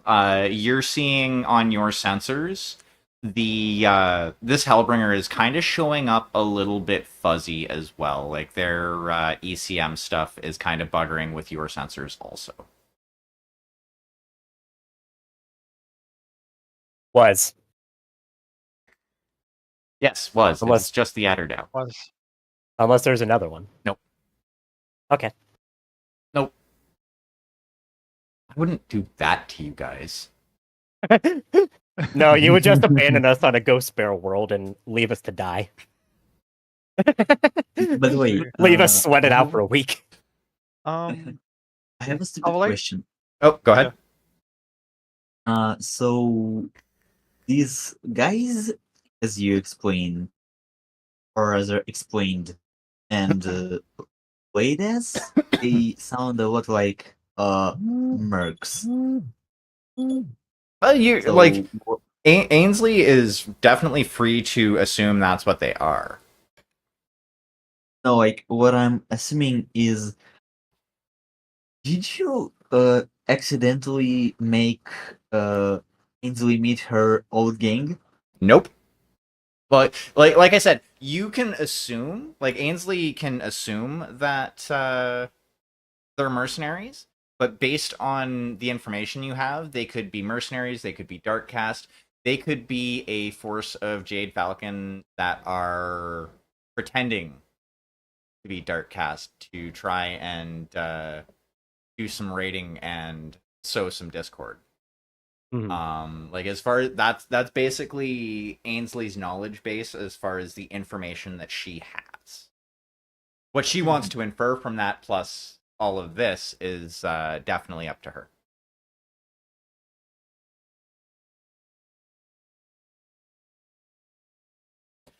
Um but yeah, so Johannes, what are you up to? okay, so pretty much without skipping a beat, Johannes is Johannes is definitely very determined to um have this like adder captured. So because right now still able to move stuff. Well, the one arm that it has left. Oh, well, the one arm that it has left. And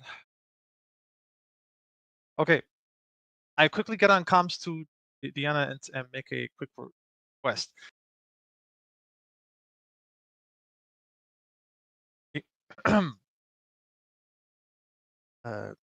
So Star Commander, right?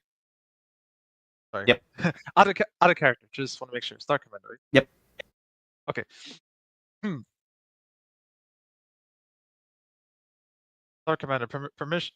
Star Commander, the Diana, permission to take a shot at the adder's leg to assist in knocking it down.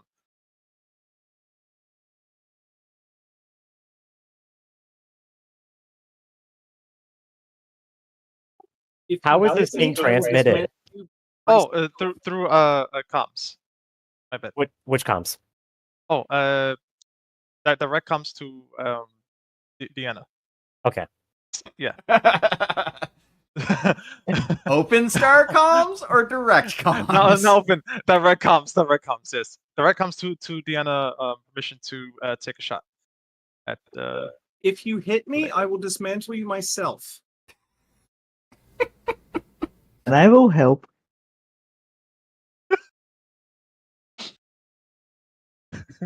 Notice she said you and not your noted. tank. Yep. Yeah. One of the how you say fudge. I got so excited I forgot the names. Got him down in a note. Yeah, I know. Actually, I do have a. Actually, I remember one. I'm zeros. The sassy one. No. The sassy one. The sassy one. Oh, Slug. Yeah. So yeah, Slug being the sassy gunner, kind of like chuckles a bit, and Johannes pouts him, like puffs his cheeks a bit. um. Alrighty. Johannes looks to his crew. Alrighty. Take us a little closer. And let's see if we can. All right. Take us in a little closer. Let's take a shot at the Adder's Lake. Okay. Ooh. PPC. Oh, holy shit.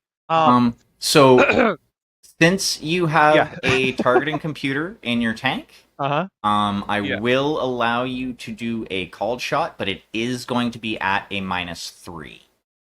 The only thing that you can't call a shot is head, because there are rules about headshots. But yeah, so it'll be at a -3. Basically, the thing that's giving you the capability to do a like called shot is the fact that you have a targeting computer in your vehicle. Also, targeted computers are allowing you to call shot. Yeah. Okay. I'll do that one. Okay. And you said -3 to. -3, yes. Okay. Because it is harder to So- like pick out a specific spot on a moving mech to shoot at it. Right. And of course, in case of anything, I always have my plot points. Mm-hmm. Alrighty. So. Well, edge would be D6. probably more applicable, but Well, in this yeah. in this instance, Mm-hmm. So that's 2d6, and then 7 minus 6 by 4. well, so Oh, keep in mind, yeah, like you what- do have your targeting computer, and that's added into your stat line as well. So, like from your sheet's calculation, subtract 3. So I think you get, depending on what you're firing, you get a +1 for your targeting computer. give me a sec. Up. Let's see. Let's see. Also, the targeting computer does not work for your missiles. Okay.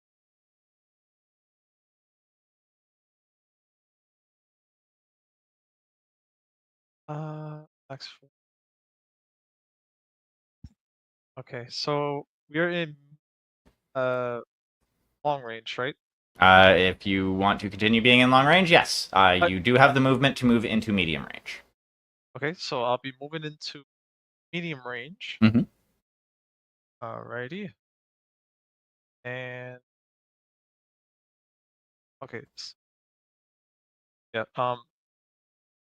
Out of character, this is definitely like one of my weaknesses that I'm trying to work on. Whenever I get like very excited in the moment, my mathematics tend to go off. So just to reiterate, 2d6 plus 7 minus. Okay, so what's your gunnery 3? skill? Like, what's that? What's your gunnery Okay. skill? All right. Gunnery is S7. Okay.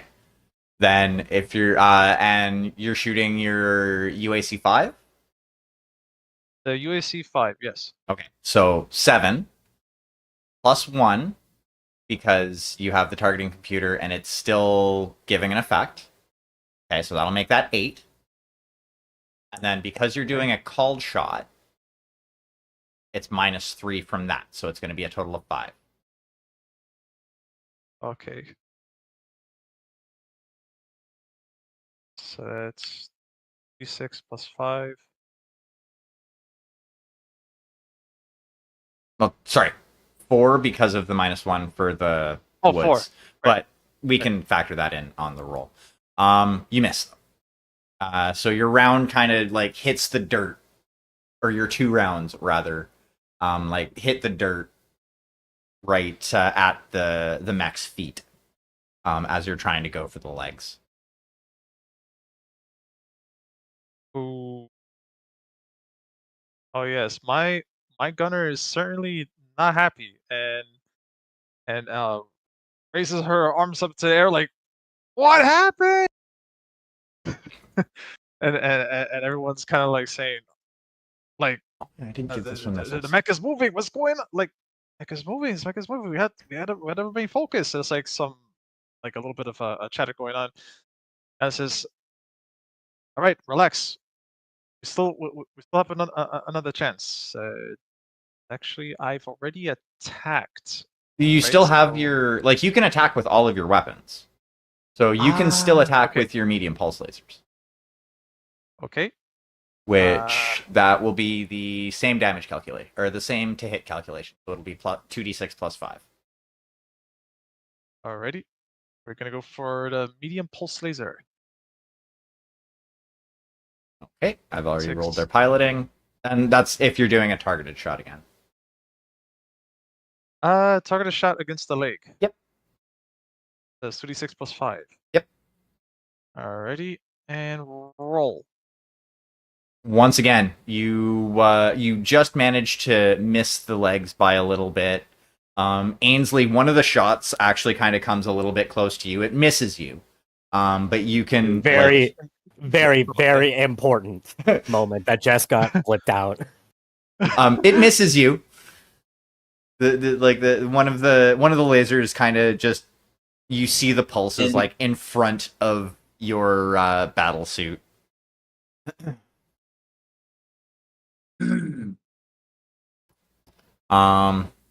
Alrighty. So sorry, go ahead. Actually, I would like to use a. Let's see, because You can use that'll edge be to reroll. edge, right? Trying to think. Okay, let's see what other weapons we got. That's Also- all you can shoot at that range. Ah, You just have the 2 Alright. medium pulses and the UAC 5. Other than that, you have 2 small pulse lasers, but that doesn't do anything outside of short Yeah. range. yeah. So, yeah. So I'm not gonna do anything at this time. It looks like we're gonna be trying to reorientate ourselves, try to go for another shot next turn. But right now, there's some disappointment between the AC5 gunner slug and the pulse laser gunner, the glitch. The glitch is right now just her eyes like rolling back like what? Like she is upset, like oh, like disappointed, Yeah, no doubt. and oh yeah, There's some chatter going on, and no one's happy. Meanwhile, Johannes is having a bead of sweat because he almost hit one of the elementals. Alrighty. So, oh yeah, Johannes is kind of panicking right now. Ainsley would come up on comms and just yell, "Motherfucker, if you do that again, I will rip you apart."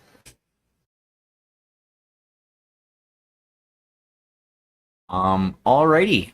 The adder's turn. It is going to try and swat Deanna off. And probably not be very successful about it. It did not roll well. It does not swat Deanna off. Well, it tried.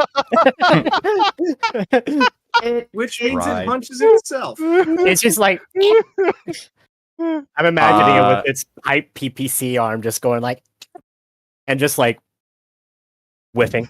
Yeah. She has like an iron grip, on the. So Ainsley, would you mind rolling the punch location? Oh, so not only does it whiff, amazing. 2d6. Yes, just 2d6. And that's the 5, which is going to be the right arm, which is going to be then the torso. It just bonked itself in the face. Well, across the chest. Yeah, across the chest. So that going to do 2 damage to the torso. Amazing. Should just be one. Punch damage Yeah. for an adder is Oh. 2. Oh, right. I'm looking at the old printing. Yeah, it's all good. That's great. Alrighty. It did not take a head hit, so Pilot doesn't take any damage. But yeah, it got a boopin'. And yeah, there you still kind of see Jet and this Viper going rounds, and there's a bunch of explosions and gunfire. And then, a couple of moments later, you both Kirka and Johannes, you see on your sensors the telltale signs of a reactor going critical. As Jet comes back over the comms. Viper's dealt with. I don't think we're retrieving the pilot from this one. Kitty. Johan, do you have the Hellbringer pilot? Hellbringer pilot detained? Would he have the time to do this? Yeah, I'll say that if you want that, you can definitely, for your narration, you can narrate that happening. Speaking of, it is your narration. Okay, cool. There's not much to do right now, is there? With the elementals swarming the adder, and Johannes doing his damnedest to try and kill them on accident. Technically, it was only Ainsley who was trying to kill on accident. Well, I mean, that's half of our elementals. Yeah, that's fair. What do you mean half? That's an entire. Well, there there's is a two full of- star. There's on two of the- you. There's 2 named characters. It's just 2 of them are Right, but important still- enough to have names. Exactly. That's half of our elementals.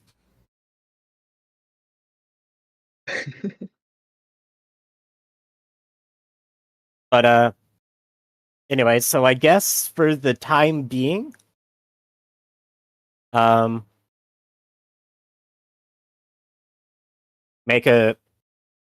just say that he has that particular I'll say he has that particular Mechwarrior detained. And at which point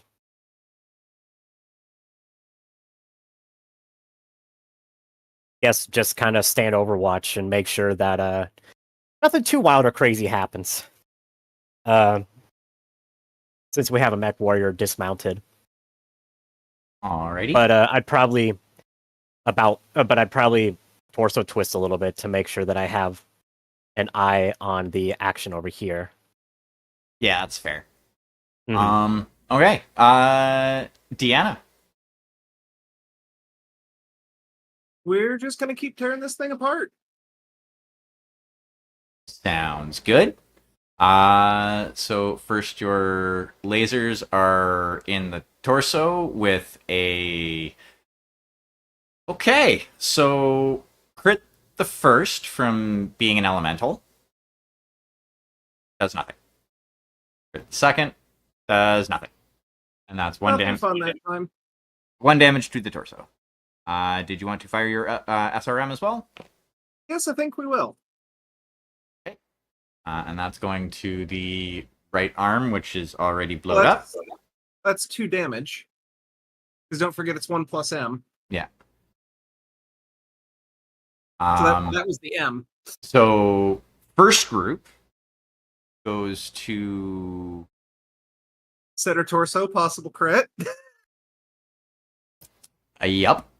Or sorry, actually, the first group would go to the arm because you basically just roll for location because it's an automatic hit. Then the second group would go to the torso for the crit for the first, and this is going to be 3 I'm on. crits. So Scary. you automatically hit because you're doing a swarm attack. Yeah. So the first and basically the first missile would hit the The laser got 2 attempts and failed. because it hit the torso. And then doing 1 damage. The missile for your first group, it would have hit the arm because it's punch location. Okay, I see where you're going. Which transfers to the torso. Which you and then the second group, which was the snake eyes that you rolled, hit the torso. Gotcha. Okay. You get your first free crit from the first missile, which is a crit. The second one is not a crit. Yep. And the third one is also not a crit. So your torso crit. That was a 1d6 roll. Oh, so yeah, so that's for okay. Yeah, so the first crit is, let me find the page. That was in Gyro, I torso think 5. it is at Gyro. 5. Or no, engine. Yeah, engine. Oh, neat.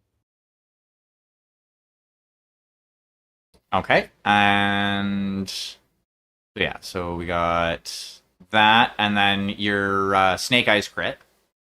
We have to resolve. Also hits. Yep. And that's a 6, That's another engine hit. which Oh, destroy it. Nice. You done blowed up the engine. So how does this look?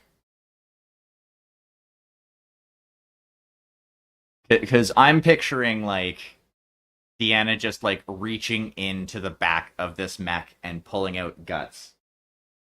I was thinking the top, but yeah, very, very similar. Like just the shots from Johannes come in low, so she gets up to the top on top of that big ugly hood. And manages to pry open one of the armor plates. Like make a crack or something with the laser, grab it, pull it open, and then just start blasting into the engine bay. Which the missiles just rock the shielding on this thing until sirens start blaring and she needs to get out of there. Complete with getting on the comms of Ainsley, move, it's gonna blow.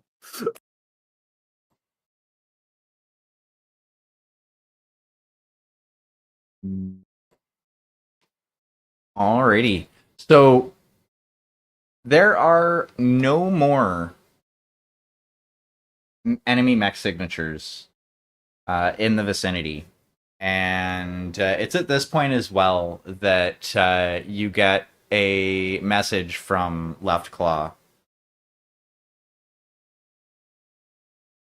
Everything seems to be quieting down there. We are coming in to pick you up. There seems to be some new intel that Star Captain Malice was just made aware of. So I'm to bring you back up to the Onokuma.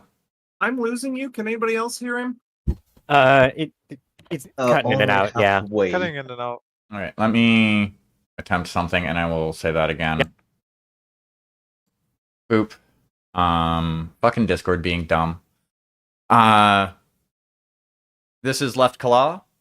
We are coming in to pick you up. There has been some new intelligence that Star Captain Malice has received that is important for you to that's important for you to hear. we will be landing for exfil in 30 seconds. Copy. We will be ready. Deanna, Ainsley, feel free to verify if the adder pilot is still alive. Detain them if you can. Leave them if not. Let me see. Since it was the engine that went kablooey. Evens, they're still alive. Odds, they're dead. Yep.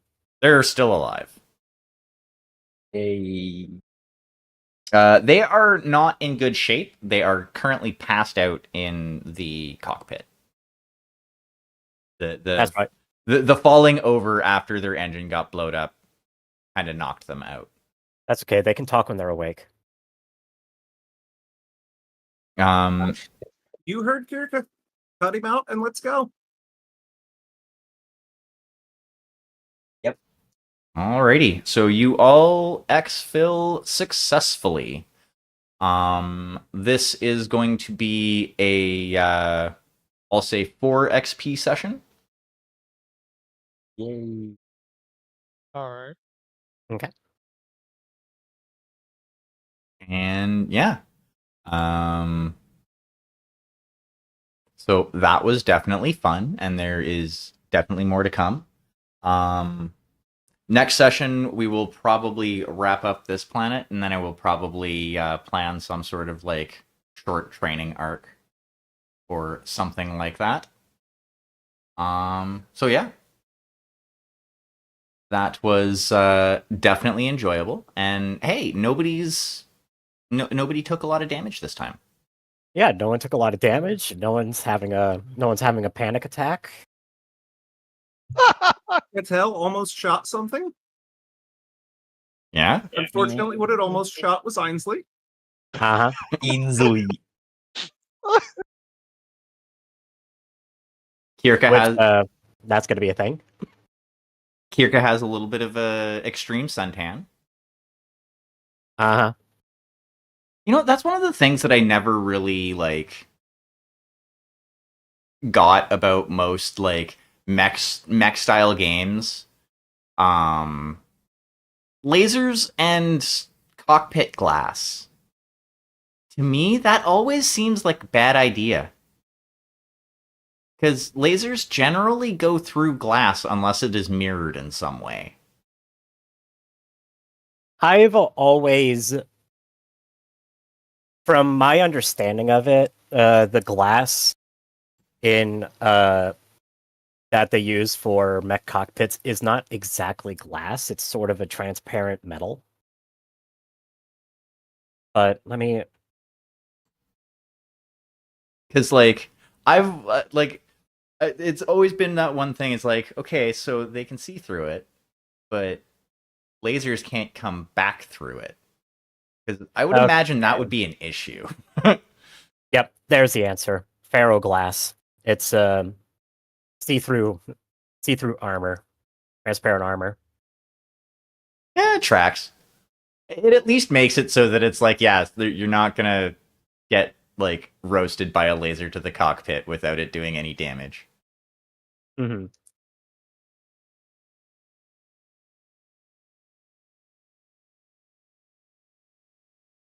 But yeah, that was definitely fun. I'm glad everybody Yeah. like my intent throughout that whole thing was making sure everybody had something that they could do. Yeah. But it was certainly a lot of fun, and Mm-hmm. you know, I was also very excited to get to animate like some of the crew members, like right. I would say like right as soon as when the adder was taken down, like the crew kind of like cheer a little bit, like yes, yes, you know, like finally, like finally, you know, after missing their shots, like you Someone know, else got it. the two gunners, yeah, the two gunners are like, okay, like you know, it's like they brought the adder down, I but mean, at least they tried. well, yeah, they tried, yeah, but yeah, It just it's means gonna more be training is interesting. needed. A lot more training. Which, by the way, there's a trial of position that needs to be held. Uh-huh.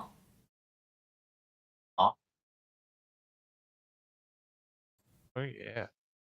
Which we can. I can imagine. I can only imagine how the others had their realizations. Like we know how Deanna did because of the shore leave thread. Just in the middle of speed boxing.